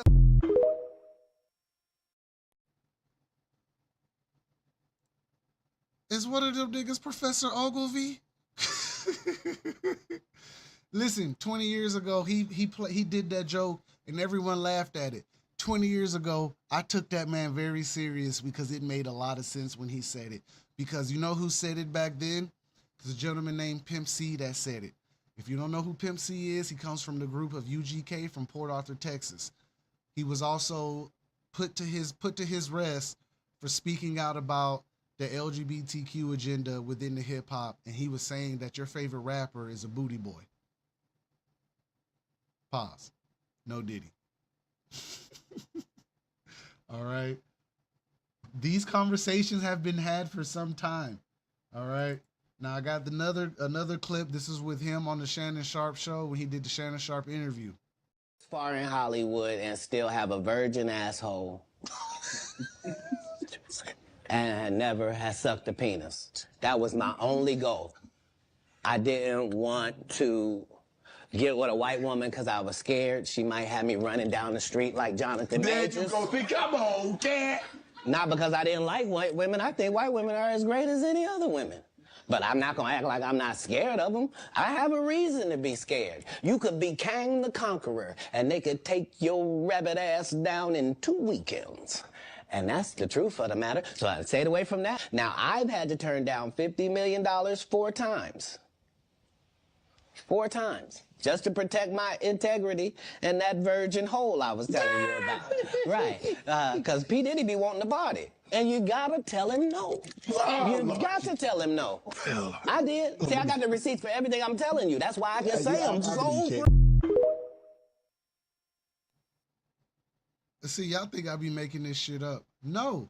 Listen, they are paying for booty holes in the industry. Pause. No Diddy. I'm just saying. Understand what's going on. Listen, the entertainment game is the worst place that you can steer your children to. That's why they want our children to be geared towards this. Our children don't need to be geared towards the entertainment industry because they're going to pervert our children. If you don't believe me, excuse me, look into the Real Mickey Mouse Club. I know I'm saying some shit that I got no business saying right now. I get it. But notice a trend. You think Justin Timberlake ain't been compromised? Britney Spears, Christina Aguilera, Lance Bass, the dude who played Goldberg in the Mighty Ducks, Jason Weaver, Kenan Thompson, Kel Mitchell, Amanda Bynes. I can do this all day. I swear. Sabrina Holyfield. We really want to go there? All I'm saying is this. There is a pattern of poor behavior in this. You think Raven Simone is not involved? The dude Orlando Brown? Y'all want me to pull up Orlando Brown? Do you know who Orlando Brown is? Orlando Brown has been on the scene lately talking about this. Do I think he's exempt? No, he in it too, but he don't know what else to do but other than become the martyr. It's better to just put it out there and let it happen. It doesn't stop. It doesn't. It just doesn't. It keeps going, and it's gonna keep going. Like the comments say, Aaron Carter. Have you heard that young man's story? He's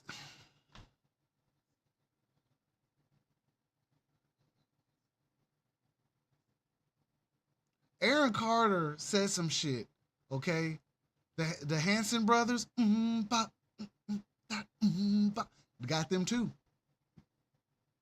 Got them too. Yep. Got them too. Hey, it ain't too many people that ain't been got that didn't walk through that door. Once I realized what they all were, this is when I stepped away from the music. I'm gonna tell you, I never made it to that height. I stayed local. I was underground. I did my thing in Alabama. I did my thing in Tampa. I did my thing in Phoenix. I did my thing in North Carolina. I ain't gonna sit here in front of you. The height of my career is doing my my first podcast that led on to this. My last podcast and my last event in the music game was doing a podcast with a local radio station. I debuted my brother-in-law and I debuted music from my city, and I walked away from the industry. I had already reached my pinnacle. I'm not gonna lie to you. I wasn't willing to do the extra. I wasn't willing to do all the extra. I was done. I had a family. I could no longer be in places at 2, 3 o'clock in the morning because I know who walked through the door at 2, 3 o'clock in the morning. Listen, when they tell you ain't nothing open but the Waffle House and legs, they need to put the devil in there. Ain't nothing out there but the devil, Waffle House, and legs open. I got away from it. And I'm okay with saying it. I did my thing locally and underground, and I'm fine with that. But what they got to do at the next level, let me tell you, it's disgusting.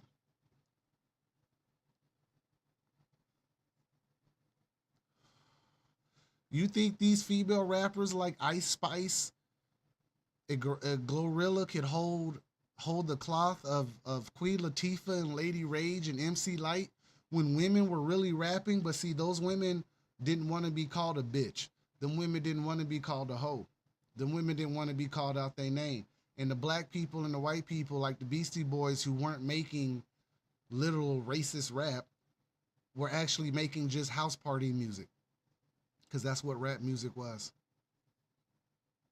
Now, rap music is drill music. People are killing themselves and killing each other over this rap music. People think this is real life. I fight with my own children in this rap music idea that this is real life. This is not real life. Most of the people that you appreciate in the game are all puppets. Comedians, actors, anyone who's an entertainer, sports entertainment, puppets. You think The Rock? Come on, guys. Stop it. Stop it. The Rock? Listen, The Rock is a part of that Lahaina incident where the money went missing. Where'd the money go? We don't hear nothing about Oprah, do we? Oprah's an entertainer. Oprah know everybody that keep getting arrested. The Rock has been in the dress. Bitty times. Bitty times. Bitty, bitty, bitty times.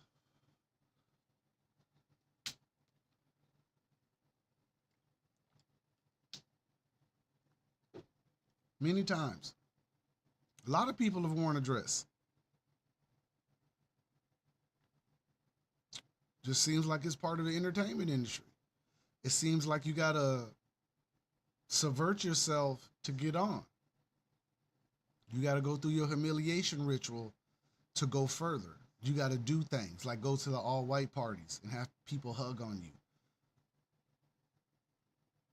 It's a sick game that we're living in right now. Like, I'm not even gonna sit here and act like this ain't happening. This has been happening for so long. We have lost plenty of people behind this that didn't want to be a part of it. There's something going on. Sure, you could call it conspiracy theory if you want, but you got to explain to me where's the conspiracy theory at? Because there's a long history of people who did not survive the entertainment industry. Basketball, football, music, wrestling, hockey, tennis. To be the greatest, you got to pay for something. To make Forbes, you got to get your hands dirty. And maybe it is way more sinister, like Rick Ross said. But to me, it just seems like you're gatekeeping for the initial thought of some satanic idea. Taylor Swift looks like Napoleon Dynamite. Why? Is that not weird to you? The jokes of Biden wearing a prosthetic mask or some type of skin mask has floated around.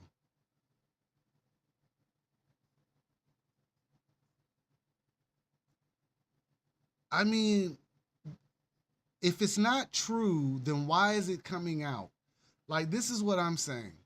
If these are all real people, then clearly these people are on a whole other level of twisted, because you can see the clear discrepancies in people's faces. That's not the same Joe Biden that was vice president. I'm telling you that now. That's no way that's him. That I've watched it. Look, you want to know something about me? Everything I've told you, like I said, I've had interest. I work in physical, physical education, sports, the human body, the gait pattern. You ever looked at Biden's gait pattern, meaning the way he walks? Doesn't his walk look weird? Doesn't his walk look kind of familiar? Or doesn't it kind of mimic a robot? I'm not saying that man's a robot, but I'm saying that's not his walk. I've seen Joe Biden. I've seen Joe Biden for a while. Joe Biden's been around for a while. He's been on the Committee of Foreign Relations forever. For 40 years, this man was part of the international affairs of America. You want me to believe that's him? If that's him, then man, he's going through a lot. He's going through a lot right now. When I say entertainment is an illusion, it really is. And we can't tell the difference. Politics are entertainment now. This is why I covered the DNC. You know how I know the DNC was entertainment? Because I'm going to say this for the first time. And sure, probably going to put a target on my back for saying this. But the fact that the DNC's slogan that night was strength through joy and no one said anything proves that you can do things and get away with it. You can say things.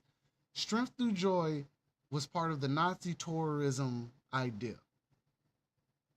Instead of having people angry and upset, the Nazis invented an idea of tourism that was more pleasant to the person. Strength through joy. She literally said strength through joy, and the rest of the Democratic Party for 3 days, numerous times. Nobody said anything. Nobody said anything. You guys don't care. Then I say you guys. I'm not talking about the people who understand what I'm saying. I'm talking about the people who are really out here thinking that this shit is face value.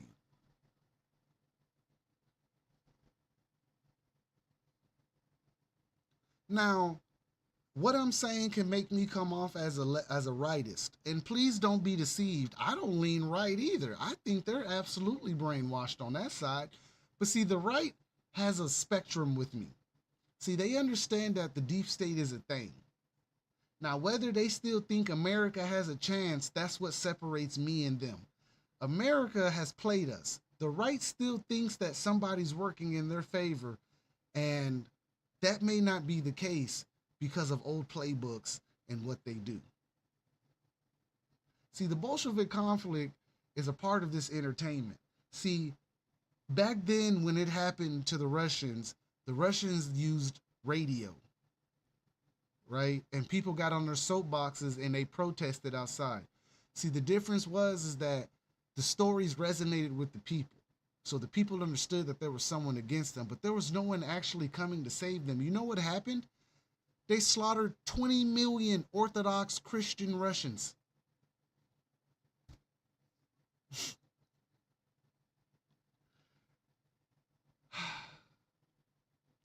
Entertainment finds a way in our lives to be a nuisance if you really pay attention to it. And I've always told you, I go to comedy shows. I like being entertained. That does not distract me from what's going on, though. See, I still understand that I'm being distracted, and I chose to go to this because it's entertainment. I wanted to be entertained. Get out there and be the jester, sir. That's what the comedians are, the court jester. Get out here and entertain me, sir. And there's nothing wrong with that. But it should never blind you to what's truly going on in the world right now. Because what's going on is far worse than what they're really letting on. See, that shit sounded funny when he said it. When I say it, you don't get the same ha-ha feel, do you? You don't feel that, do you? No.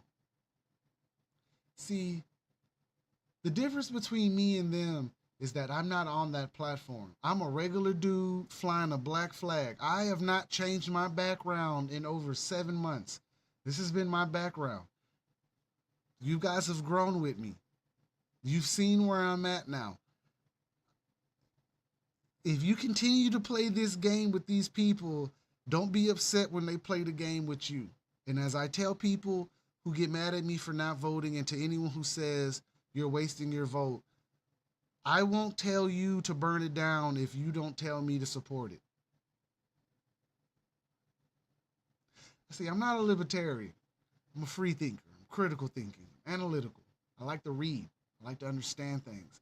And I understand that there's something clearly wrong with the entertainment industry. And it's been that way for a while. There's no reason to hide it. You've seen actors kiss men and marry women.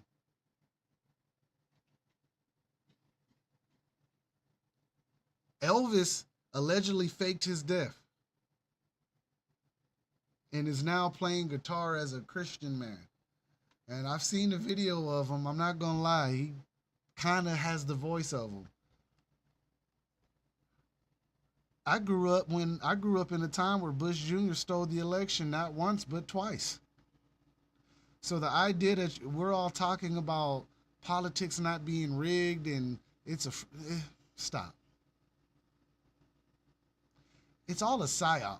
Do I need to play psyop wars for everybody? Do I need to pull out the psyop wars and get the whistle in? And no, I shouldn't have to do that because we've been sitting here watching it. Alternative media is tainted. No sponsorships. I'm getting it out the mud. I'm selling my own products.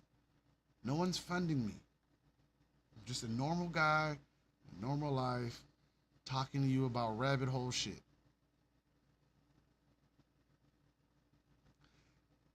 And I'm not saying I'm 117 and 10. I'm just saying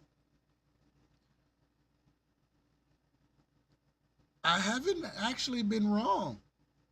That's the strange part. I would love to be wrong, but it keeps coming out.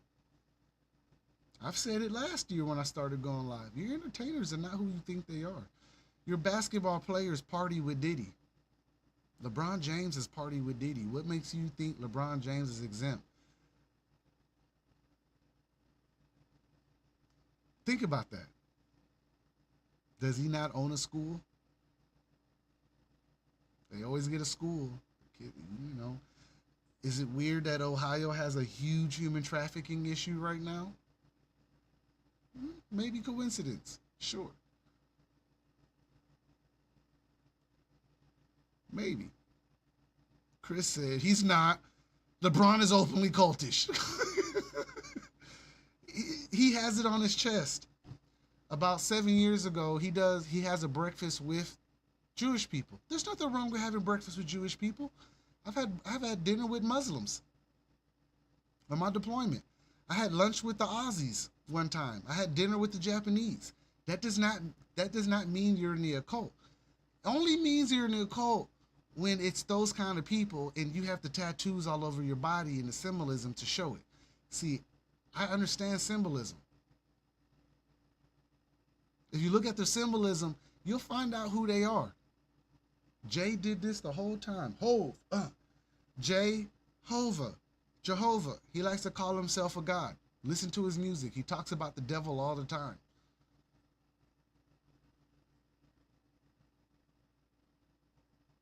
Prove me wrong. Does Beyonce not talk about the devil and witchcraft and do symbolism with the eye? Oh, I'm a single ladies. Oh, I'm a single ladies. She had all women out there saying it was okay to be a single lady and be independent and alone while she went to her husband that cheated on her.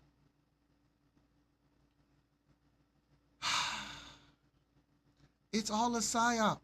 Hey, it's all a psyop.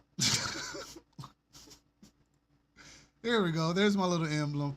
We're all in this psyop together, guys. See, the difference between me and you is that I purposely seek this out. I'm a filter.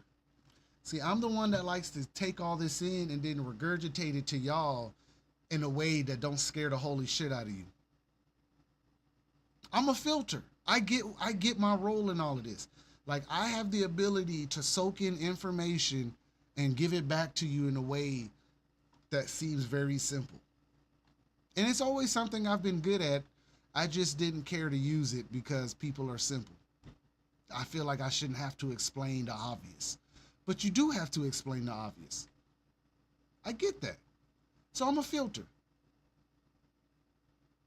It's the only way to put it. And if you really pay attention to what's going on, you would know that it's been in your face. Most of your favorite rappers like trannies. Pimp C said it. Let's go find it. Let's play this game. Let's play. You don't know who Pimp C is. I know my crowd. All of you don't know who Pimp C is. All right. I understand that. I completely get that. Right. Pimp C in the early 2000s said in his own words that, let me see, move that over, bring you guys back so I can see those. There we go. So look, Pimp C had an idea. Pimp C knew that the rap game was tainted. Pimp C didn't like Jay-Z. I'm going to do you a solid favor. I'm going to play this. Right? Listen to this. So this is Bun B and Pimp C, right? I'm going to play this for you.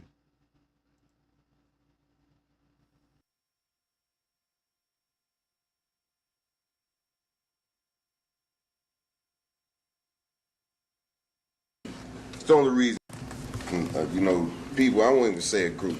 It's the only reason two men can really call themselves friends or partners or homies. Can't start with lies, and can't build on lies, and you know what I'm saying? When it's all over, you know what I'm saying? Can't be no lies a part of it. Everything between me and him, regardless of how we may deal with everybody else, I'm 100 with him. He 100 with me. That's the only way we gonna make it. And from the beginning, it's always been we. It ain't never been. And watch this, Bun.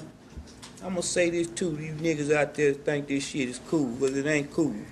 Me and this man ain't never been butt naked in no room together with no hoes, pulling no orgy type shit or doing none of that whole ass shit you niggas out there be doing, thinking you doing some fly shit. Nigga, if you in a room naked with some other niggas and some broad, them niggas looking at your ass.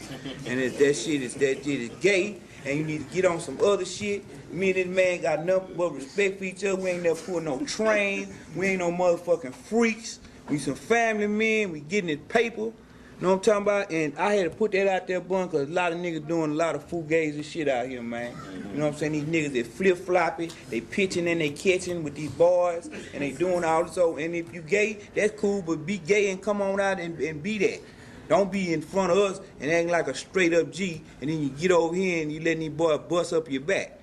Because, you know, it gonna come to the light. And yeah, I want to put that out there, man. This man ain't never seen me naked.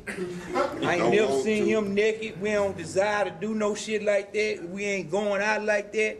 And we were wild young teenagers. And when we before that X, you know, that X, Yeah. a lot of that shit fucking with a lot of these boys' heads. I don't know. Maybe they using X as an excuse to open them doors that they really want to open. You know what I'm saying? Where's Wheelock? But, you know. Wheelock. Again, I do not make this up. I do not make this up. At all. Yeah, there's a whole documentary on Pimp C. We're not going to get on that. I do not make this up. I don't make it up. It's been a conversation for some time. It's been a conversation for some time. You know how they found Pimp C? When they found him in the hotel? Overdose. That's how they got him. See, Pimp C allegedly had the sex tape to Beyonce, and this is at the time that Jay-Z is at the height of his career. Y'all don't know a lot of things about the hip-hop game. A lot of things about the hip-hop game weren't talked about because it would kill a lot of motion. Understand that Pimp C allegedly had the sex tape to Beyonce because if you've heard the stories of Diddy, what was Diddy telling people? Hey, we're going to have Beyonce here and Jay-Z. And people be like, oh man, Beyonce and Jay-Z, I'm going to that party. And then you not understanding that allegedly,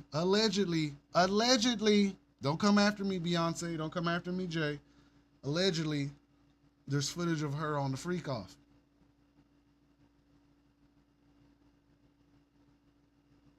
See, when you go to these parties and you come with your wife is up for grabs. Ask J-Lo. You think J-Lo wasn't part of that? Be real. Be real with yourself, people. It's a reason Ben Affleck is running away from J-Lo. It ain't because she had more rings than Jordan. Duh. It's because J-Lo had the gun in her purse and she had the residue on her hand when Diddy was out here shooting that he blamed it on Shine. So y'all forget about what was really going on back then. Like, these folks really are terrible people. I don't make this stuff up. See, it's always been in our face. Was Arnold Schwarzenegger not the fucking governor of California? He ran y'all into the ground?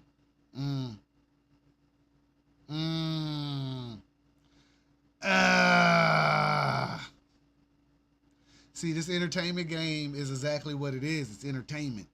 And we can't tell the difference of entertainment and real life. That's how they blur the lines. I'm just the filter.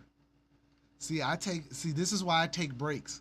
Like, I took a break this weekend because I take in so much information. I got to take a break and decompress from everything that I got to go through, listen to, research, take in, and then put back out to y'all. This is why I'm doing, like, my shows are like almost a week apart. I spend a lot of time reading and researching. I spend a lot of time. I do this for a living now. I have to. If you know, you know. I'm not going to get into why I have to do this, but I do. Understand that the entertainment industry is the cesspool of it all. Your politicians party with these people. You don't believe it? Go look at the Epstein Island list. You guys remember the Fire Festival? Yeah. Remember where that party was thrown at? It's in that same region of Little St. James. Like I told you, I'm a filter. I don't have to like lie to you. I can just show you the truth. Because the truth is stranger than fiction. And the truth is actually out there. It is actually happening. And the more we act like it's not happening, the more they keep getting away with.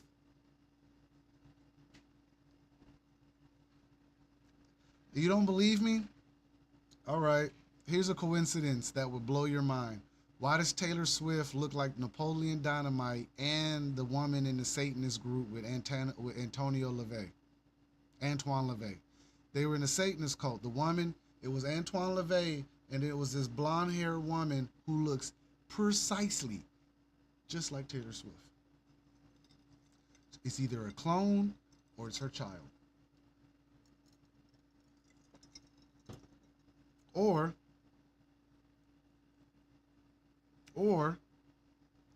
Napoleon Dynamite and Taylor Swift are the same person. And if Taylor Swift and Napoleon Dynamite are the same person, then that makes you ask the question of Meg Thee Stallion and Michael and Michelle. And then you got to ask about Julia Roberts and Laura Bush. No, it's not Laura, excuse me. Barbara Bush. See, this has been going on for some time. This prosthetic mask, men in dresses, occult rituals played out in the open. It's been going on for some time. And it's been in our face for a really, really long time. And we didn't know it. Because as a whole, I'm going to say this with love, humans are stupid. As a whole. Individually, we seem to be critically thinking in certain areas. As a whole, we are fucking up. And I can't explain it to only just chucking it up to psyops. I can show you video for video. We can break down secret society. I assure you, it all leads to the same sections that we're talking about. Politics, entertainment, damn sports, Greenpeace, nonprofits, war. It's all the same people. We're just not invited to the party. That's the only way that I can explain this stuff to you guys, is that it's already happening. We're behind. And you know it's bad when the hip-hop community is talking about the agendas that are going on. You know it's bad when the hip-hop community is trying to tell you what's going on. They are sacrificing these artists. Do you think the gangs aren't involved? Ask Nipsey Hussle.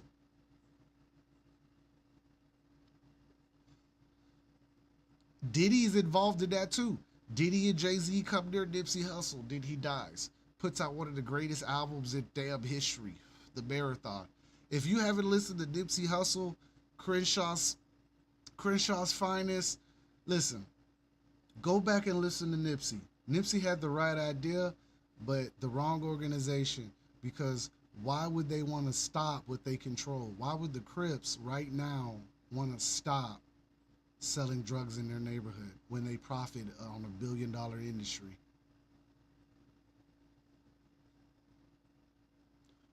Think about that. Why would Nipsey go talk to the district attorney and the sheriff with Jay-Z and Diddy to stop crime and all of this if he was a Crip? You think the Crips want to stop selling crack in the neighborhood? That's $1 billion industry. The OGs in prison are making billions of dollars. The government is making billions of dollars off of the crack epidemic that's still going on today. And it just turned into the fentanyl epidemic.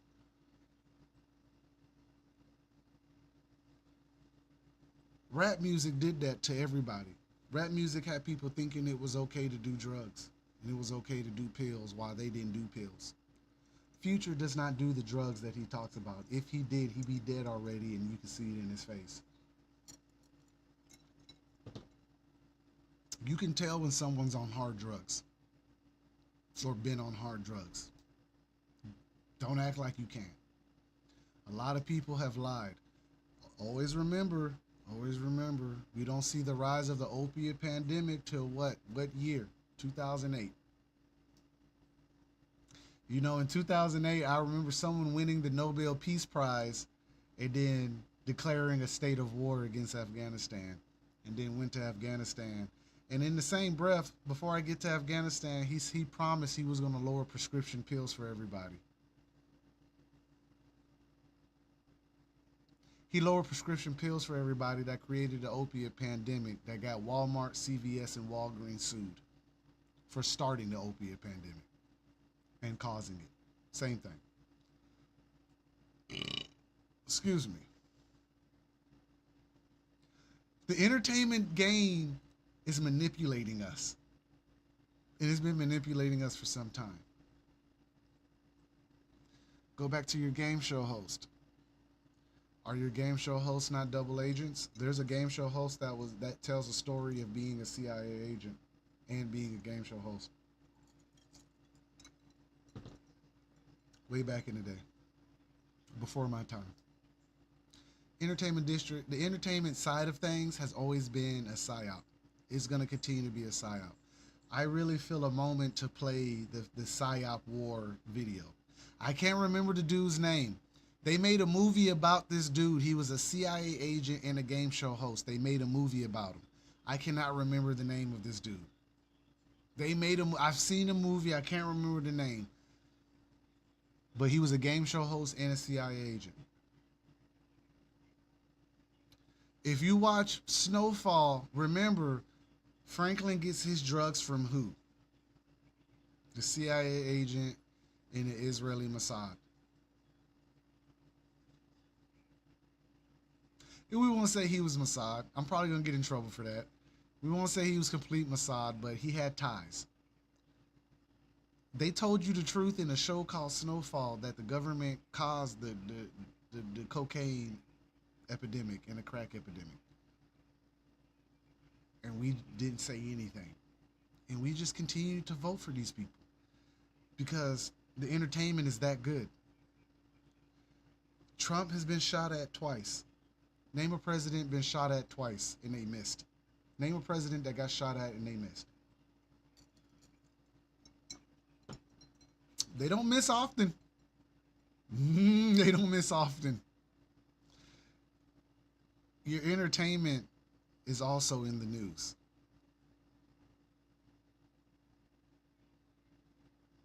Like Paige said, Coke was in the Coke. There was literally cocaine in Coca-Cola. That is actual fact.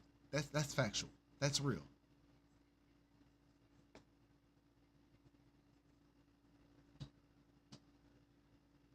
It's not what you think it is, guys. They're playing with us. Do I need to play the PSYOP Wars? I need to take a 3-minute break. I'm on tonight. It's early. What time is it? I've been on 2 hours. It's 9:32. See, typically my shows start around this time and I'm just getting warmed up. I'm cooking right now. I'm not even gonna lie to you. I'm comfortable right now because the entertainment industry is the easiest thing to explain to you because they've made it so obvious. I would like to show you videos of actual videos, but I'm gonna get hit with a copyright infringement. Like I can show you the symbolism in any video. It's not hard to see. But for copyright reasons, I'm not gonna do it. But it's been here for some time. You don't believe me? Here's another explanation. Ryan Reynolds has been passed around the industry more than any actor with a cult following, but didn't get his flowers till he did Deadpool. Why? He's been a comedic legend in the cult classic films, but he didn't get his break till he went to Disney. Strange, right? Is he a great actor? No, but he's funny. He's witty. He's like Chevy Chase. Chevy Chase was not in action films. Oh, you guys didn't think I knew about Chevy Chase? Yeah, man, National Lampoons. I'm one of those kids. I grew up, I watched TV. That's when TV was good. See, entertainment industry is all entertainment. It's just symbols, marketing, and branding. Even in your basic schemes, look at Walmart, sun worship. See the big sun outside of Walmart? It's symbolism. It's all there. The rap game has been easy to spot because these people have been around for so long. These people have been around for ages, time and time again, doing the same thing over and over and over. But for some reason, we keep buying into it. Cat Williams tried to tell you, and Cat Williams is still part of this, but he's on the other side of the table. And I've always told you that. It's not just one group. There are plenty of proxy groups that don't like each other at this table. John Wick told you that. It's in the entertainment. Think about it. John Wick showed you in all four movies, four movies, that everyone is actually, there's more people sitting at the table than there is people not sitting at the table, apparently. And they know that they don't like each other and they fight. There are families at the table.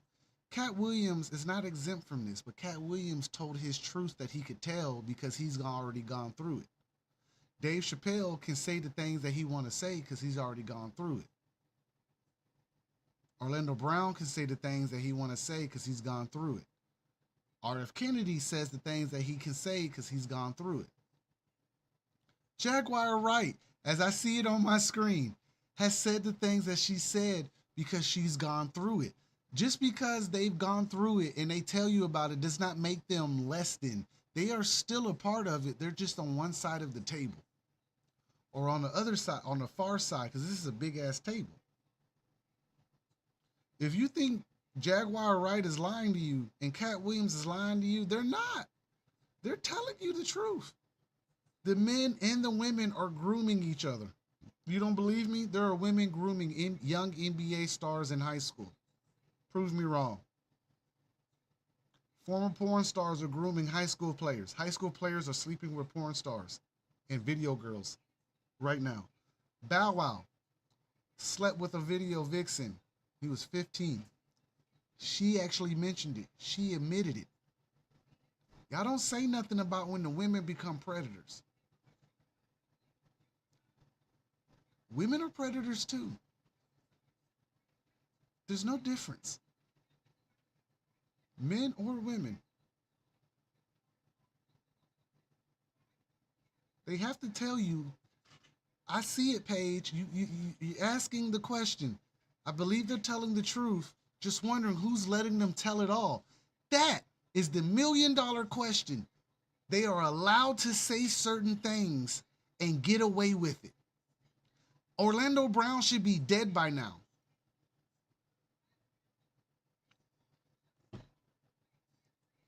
Michael Jackson had been telling you for years and nobody said nothing. And I don't think he's exempt.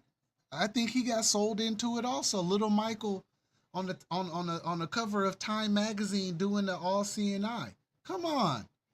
What is it? The Rolling Stones cover. Come on. Look at Madonna. You think Madonna hasn't been used up? Madonna looked like a damn ant. Madonna looked like the character from Bug's Life or Ants.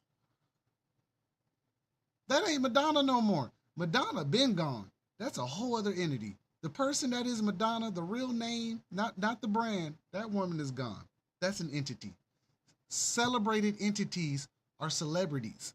Celebrated entities are celebrities. Entities, celebrities are celebrated. Celebrated entities, celebrities.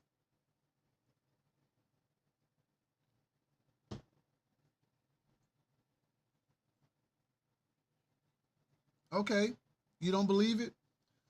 Here's another one, too easy. You guys remember the refugees?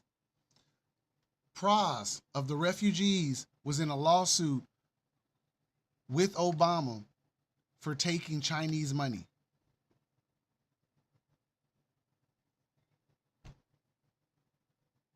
Praz of the refugees. Wyclef Jean was the Haitian ambassador at one point.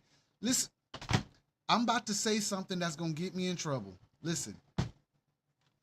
Praz of the refugees was caught up in an indictment for taking Chinese money under the Obama campaign as a lobbyist and pushing the narrative.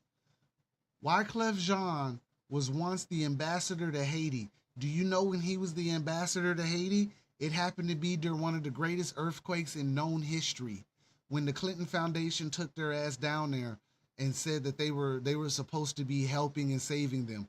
20 years later, it came out they were human trafficking the people. I don't have to make anything up. This is all facts.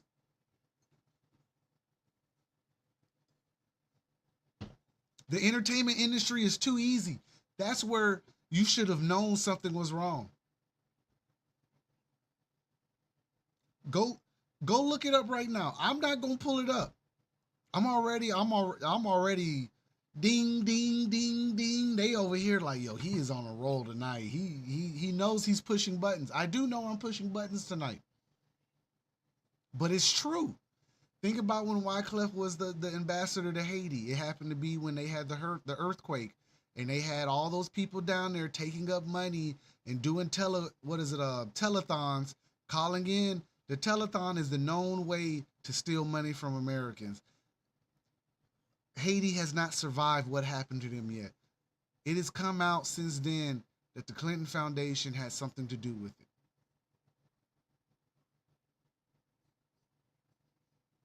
This is without being an 8chan. This is just paying attention to news articles. So when you people say the news is lying to you, to some extent it's true, but it's on you to go look for the rest of the truth. And y'all aren't looking for the rest of the truth, and the truth is out there. I'm just a filter who soaks it in and gives it to you. But when I tell you, it's been going on the whole time. It's been going on the whole entire time.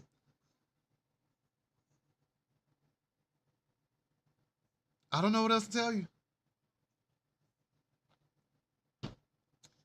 Chris, listen, y'all know people don't know about the Clinton Foundation. You know this. If the Clinton Foundation wasn't a problem, explain that Asian dude's house blowing up 6 months ago, 8 months ago, last winter. If the Clinton Foundation was really known, no one would be voting right now for the left. But see, the fact is that people are still voting for the left. The Clinton Foundation has been linked to the drugs pushed in Arkansas, which is funny because it's during the crack epidemic. It's not hard for me to fathom that people can't see it, Chris. I'm telling you the truth. I can see how they don't see it because some people actually bought the system. And if you want to get on the NPCs and the Cabbage Patch Kids, it's starting to make sense. You just put it in my... Chris, the Cabbage Patch Kids and the orphan trains is starting to make sense why it's easily programmed. When you're born without a soul and you can't feel nothing, you don't get that vibration or that feeling, then maybe that's why you're soaking all this up. Because you're supposed to help the system to keep going. You're the Agent Smith. There's no way around it. The orphan trains are real. I got to do a show on that. Y'all really want me to go there, don't you? I got to do the orphan trains. I want to do a lot of subjects. I don't really want to do mainstream media press releases. I like getting to the meat and potatoes of the problem because I can see it. And y'all have been with me for the last year and a half through this shadow ban and understand that we've been doing these investigative pieces since I started going live when I had no backdrop.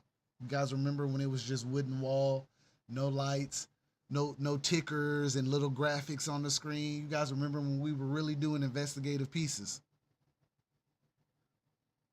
Guess what? I'd rather do the investigative pieces and sit here for 2 to 3 hours talking to y'all like I'm doing tonight, because I can sit here and definitively show you and tell you throughout history all the factual stuff we know that they've been there the whole time. These people have been here the whole entire time, and we've been watching it. Family Matters, Full House, Step by Step, Fresh Prince of Bel-Air, Doogie Howser, The Wonder Years, The New Wonder Years. Any family show that you've seen, I assure you, someone with a satanic background is hovering around your children or those people. And it's always been that way. If you want to go back to Cadillac Records with Eartha Kitt and all of them and Muddy Waters, guess who was pushing Cadillac Records? Guess who was pushing Stevie Wonder and Ray Charles? ABC. Self-explanatory. Kanye said it best. You just called him anti-Semitic because that's the popular thing to do, is to call someone everything but a liar. You can call me a liar.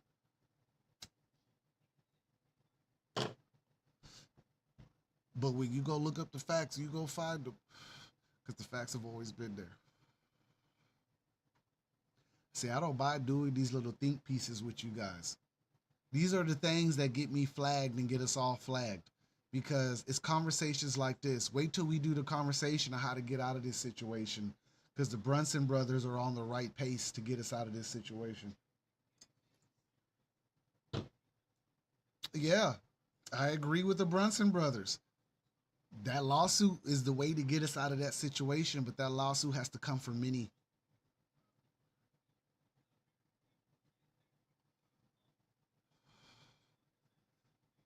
It's happened. It's happened many of times. Listen, I'm gonna be honest with you. I love you all. I gotta go to the bathroom.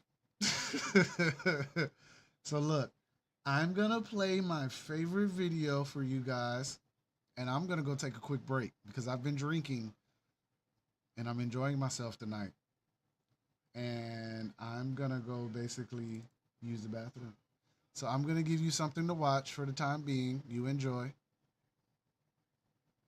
Surefire as I can find it.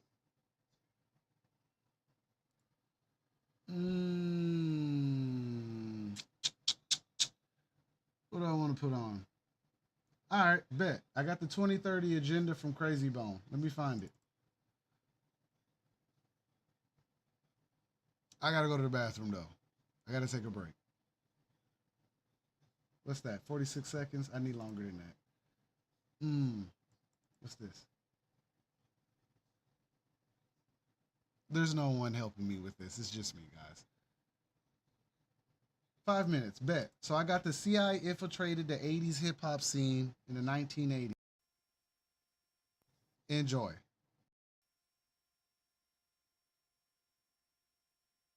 The 1980s hip-hop scene was one of the CIA's most successful experiments of propaganda to date. One of the most successful experiments of propaganda to date. And I bet you they even feel more proud of this than COINTELPRO. So what they're claiming right here is not just a section of what they did with gangster rap, but all rap is theirs. And over the 30 to 35 years you've been fucking with it, is considered the most successful propaganda that the CIA has undertaken. And them niggas was flying drugs in from fucking Panama and all of that shit, and supplied that, and they consider rap more successful in the terms of propaganda and what it does to the fucking minds of the youth. Shaka Khan. You could say, the CIA agent in quotation said, you could say Frankenstein's monster got up. Woo! I'm going to say that again. You could say Frankenstein's monster got up off the table and started goose stepping. Woo! The retired CIA agent, who was granted a Russian residence permit in 2011, also claimed Leor Cohen, commonly known as the tall Israeli who runs hip-hop, is a CIA asset. What? Yes. Shaka Khan? Say that again, Shaka Khan. The retired CIA agent who was granted a Russian residence permit in 2011 also claimed Leor Cohen, commonly known as the tall Israeli who runs hip-hop, is a CIA agent. The culture vulture himself is a CIA asset. I seen him shit on niggas directly to their face and they say thank you personally. The first time I seen him, we did a record. Marley Marl had In Control. It was after Mama Said Knock You Out. He had a Def Jam deal and did Marley Marl In Control. Bez in the United States. What connects these two industries together? Vanguard and BlackRock, which are the largest shareholders in both media and prisons. Last year, Corrections Corporation of America, CCA, the biggest name in the private prison industry, contacted 48 states offering to buy their prisons. One stipulation of eligibility for the deal was particularly bizarre: an assurance by the agency partner that their agency has sufficient inmate population to maintain a minimum of 90% occupancy rate over the term of the contract. In other words, if they want the contract or the money, they must keep their prisons filled to a percentage of 90%. This is the main reason why record labels would sign a gangster drill rapper over a conscious artist, because its relations with private prisons. It's big profit in keeping blacks and Hispanics in jail. You probably didn't know most private prisons are owned by the same people who are the majority shareholders of the 3 major record labels. We are living in America, era of mass incarceration. With 5% of the world's population, this nation holds 25% of the world's prisoners. We are living in America, era of mass incarceration. With just 5% of the world's population, the nation holds 25% of the world's prisoners, and many more people impacted by its crime policies. More than 21 million Americans are incarcerated in jails and prisons, up from less than 200,000 in 1972, while over 4.6 million more are on probation or parole. These numbers find this week on national Russian television that the CIA was behind the creation of the 1980s hip-hop scene and financed major hip-hop acts, including NWA, African Bambaataa, and Grandmaster Flash and the Furious Five. African Bambaataa is in prison right now for being a PDF file. Curtis Blow and Flat and all these other names were also linked to cocaine distribution within their neighborhoods. Strange, isn't it? How after they get involved, they want to blow the whistle. See, do I think African Bambaataa is different from Kanye? No, I think they all took the walk through the door not knowing any better. And when they got in, it was something they didn't want to do, and they tried to blow the whistle, and now they're in prison. That goes for your gang members too. See, once you find out what you're dealing with, it's too late to get out because you've already been infiltrated.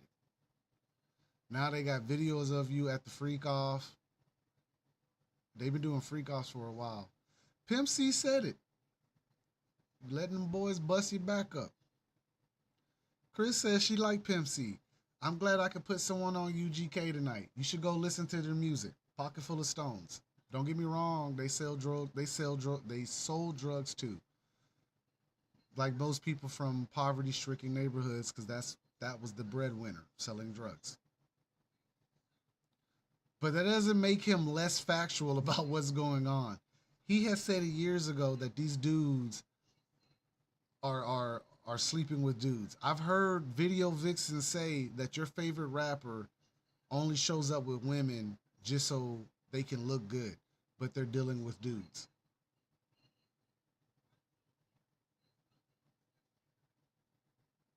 Think about it. Yeah, Chris. What you think was on that tape? It wasn't. Here's a connection, right? The same people that we all watched in the porn industry growing up, as far as black stars, are the same people at the parties with the celebrities. There's a huge connection between the entertainment industry and the porn industry.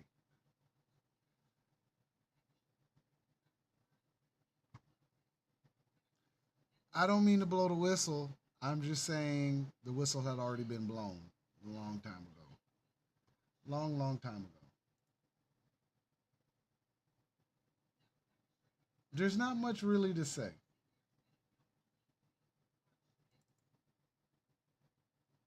And then I got the last thing that I want to discuss is the fact that the rap game understood what was already going on because it was going through them.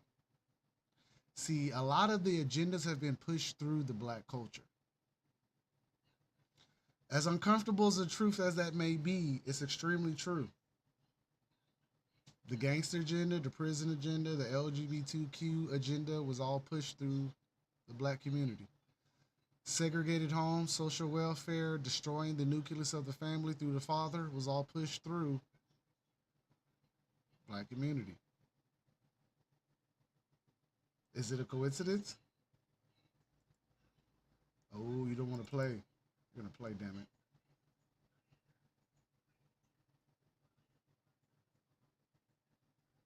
Nope, not the one I want.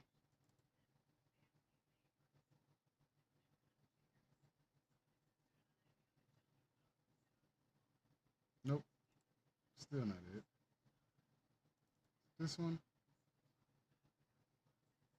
Give me a second. I'm coming. Oh,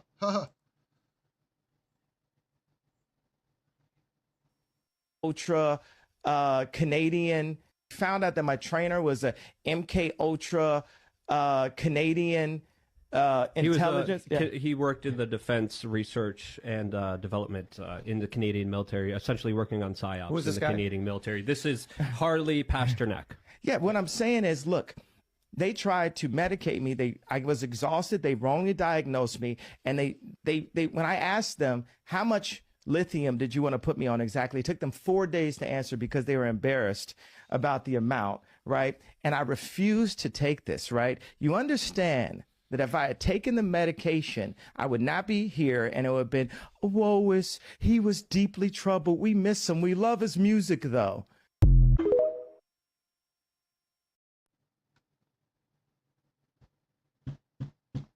you know they killed his mama.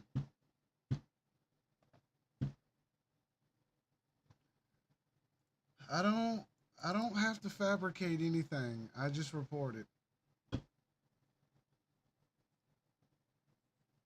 That's not it. Where is it? Has to be in my show folder.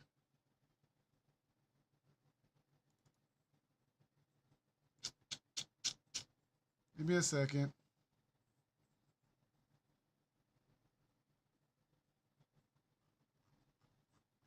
Give me a second. I'm looking for it.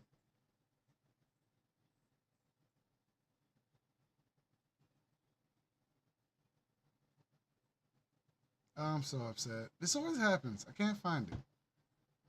This always happens to me. There's a particular video. I wanted to end this on the Agenda 2030. That's what I wanted to end this on tonight. I wanted to end this on 2030. And the fact that the rap game understood that this was going on and nobody said anything.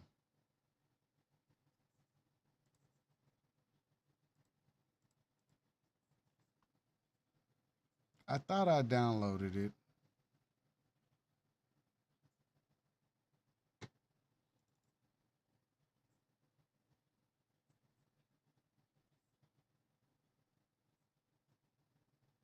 Nope. So I didn't. Anywho, 2030 has been talked about within the black community already. It's really what I wanted to mention. The fact that I have to mention this says enough. The agendas have already been pushed. The agendas are already rolling. The agendas have been rolling for the last 16 years.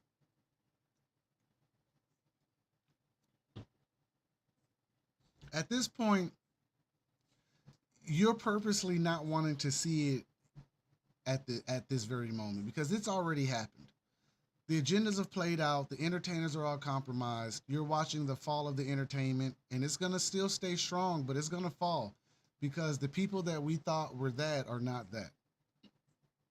There's a lot of people on Diddy's list, just like there's a lot of people on Hugh Hefner's list, Epstein's list, and some other lists that are out there. The $1 million question that I have tonight that I'm going to leave y'all on is how long are we going to keep playing like it's not happening? How long before we actually say something and be like, look, if we form proxy groups and go and sue the actual legislative branch through the judicial system like the Brunson brothers are, we might get somewhere because right now It's made it to the Supreme Court. This lawsuit against 158 congressional seats violating their oath, along with Biden and Kamala, has made it to the Supreme Court. So there's something there. Now imagine if it was more than one group doing this lawsuit, because it takes money to sue the government. It takes money to go to war with the District of Columbia. The District of Columbia is not a part of America. It's a district.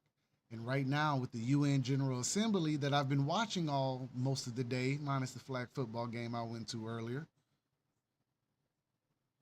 the sovereign rights are up for conversation right now. They're talking about it. It's a whole topic right now. Not only just here, but the fact that the Ukraine-Russia is still a whole conversation. Zelensky was in the summit begging for money on YouTube. And if you went to the actual General Assembly on UN TV, you would have seen all the real world leaders having this conversation about what's going on. And they all mentioned 2030. Argentina even was so bold to say that if they reject 2030, I would advise you not to keep pushing it. You're going to cause a conflict. It's already here. People worrying about Project 2025, you missed it. That was to throw you off of 2030 or Agenda 21 that leads into 2030. The Great Reset through the World Economic Forum is already in motion, and they know they've had resistance from it. Klaus Schwab, before he left his position as the speaker or the president of the World, the WEF, he mentioned that there is pushback, specifically from America. So whatever's happening, we're doing our jobs. We just have to be able to sort through the mud and the filth to understand what's going on and not get caught up going through doors. Nobody's perfect. I'm one of the last people who's not funded. It's small people. You guys need to look towards the smaller alternative media, because your people sitting up at the big wigs like Candace and Dan Bongino and Russell Brand, Alex Jones, they have walked through a door also. Alternative media is still on the list of things that can be infiltrated. And I assure you, Candace Owens may be speaking some serious facts, but she's still compromised. It's still entertainment. You're not getting what you're getting from them from me. And this isn't to say I'm better. It's to say that I'm just a normal person, noticing what's already been going on the last 80 plus years in America. And I'm only 38.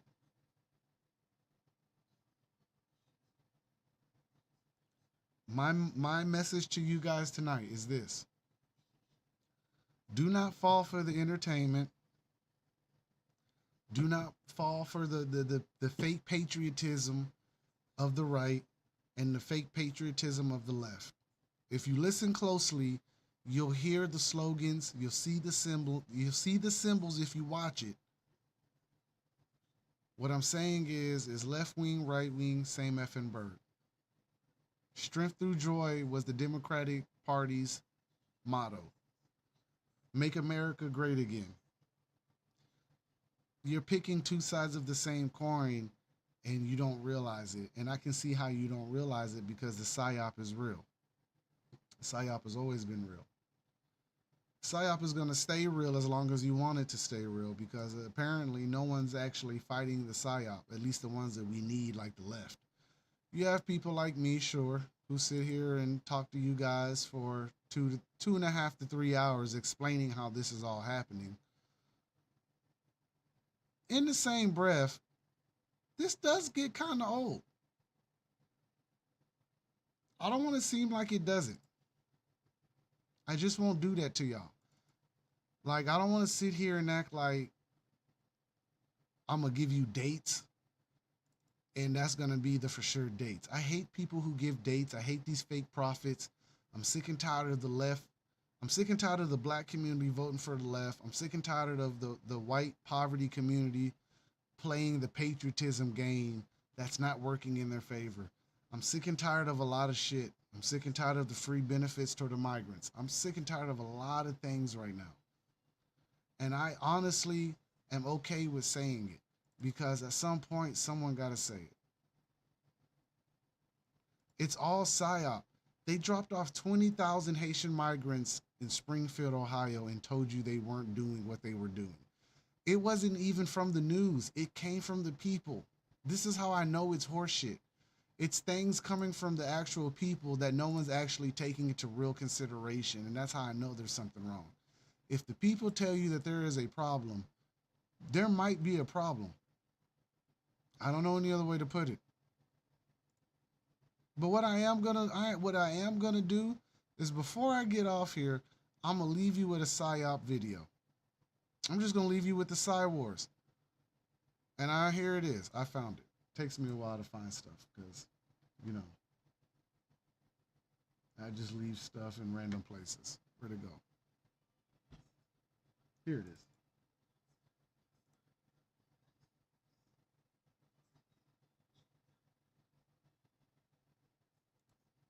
Before I get off of here, I'm going to leave you with this video called The Psy Wars. It's created by the 4th PSYOP Division in the U.S. Army. They are stationed in North Carolina, and this is a real video. This is a campaign video and a recruitment video for the 4th PSYOP Division of the Army. These people have something called the ghost in the machine, what makes the actual machine move, the soul of it, the people that you don't see. It's in every part of your entertainment, your politics, anything that you think that you believed in, it is a PSYOP. The only way that you can break free from this is to actually know that you're being played. Colleges, institutions, political figures, entertainers, sports figures, anybody that you can think of has any significant influence, it's a PSYOP. You don't get influence in America or in this world without a little bit of help. This is Satan's realm, as the Bible has stated, if you want to go there. And clearly there is some type of satanic occult death cult running around. I don't know how to explain it no more, but I'm going to leave you with this video. When this video ends, that'll be the end of the show. I appreciate you guys hanging out with me tonight. This is the 4th PSYOP Division's recruitment video. It explains the ghost in the machine. What we've been talking about is the entertainment district being a PSYOP. Here you go.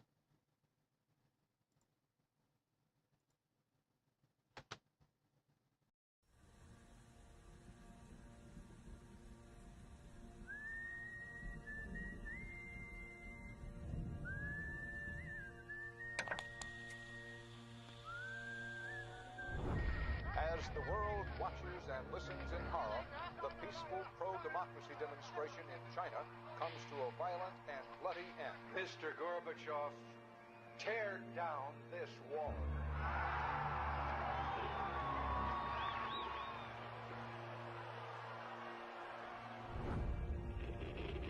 Wolves hiding nearby, whispering do or die around me.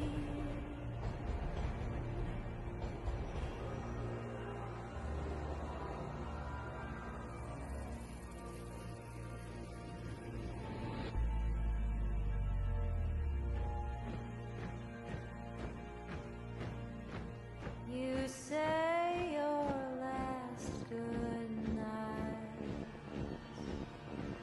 while I get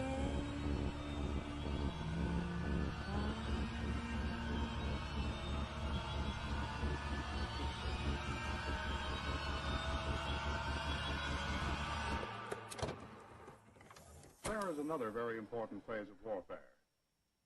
It has as its target not the body, but the mind of the enemy. The target of psychological warfare is against the enemy's mind. It is words and ideas. The ammunition used by Psy-War.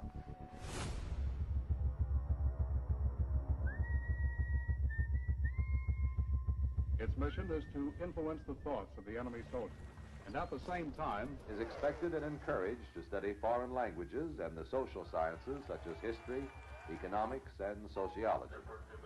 He must have a broad and sympathetic understanding of all phases of human experience. gripping at my skin the walls of night close in. But the use of this force as an integral part of combat has now taken on new form. As I wait to say my last goodbye.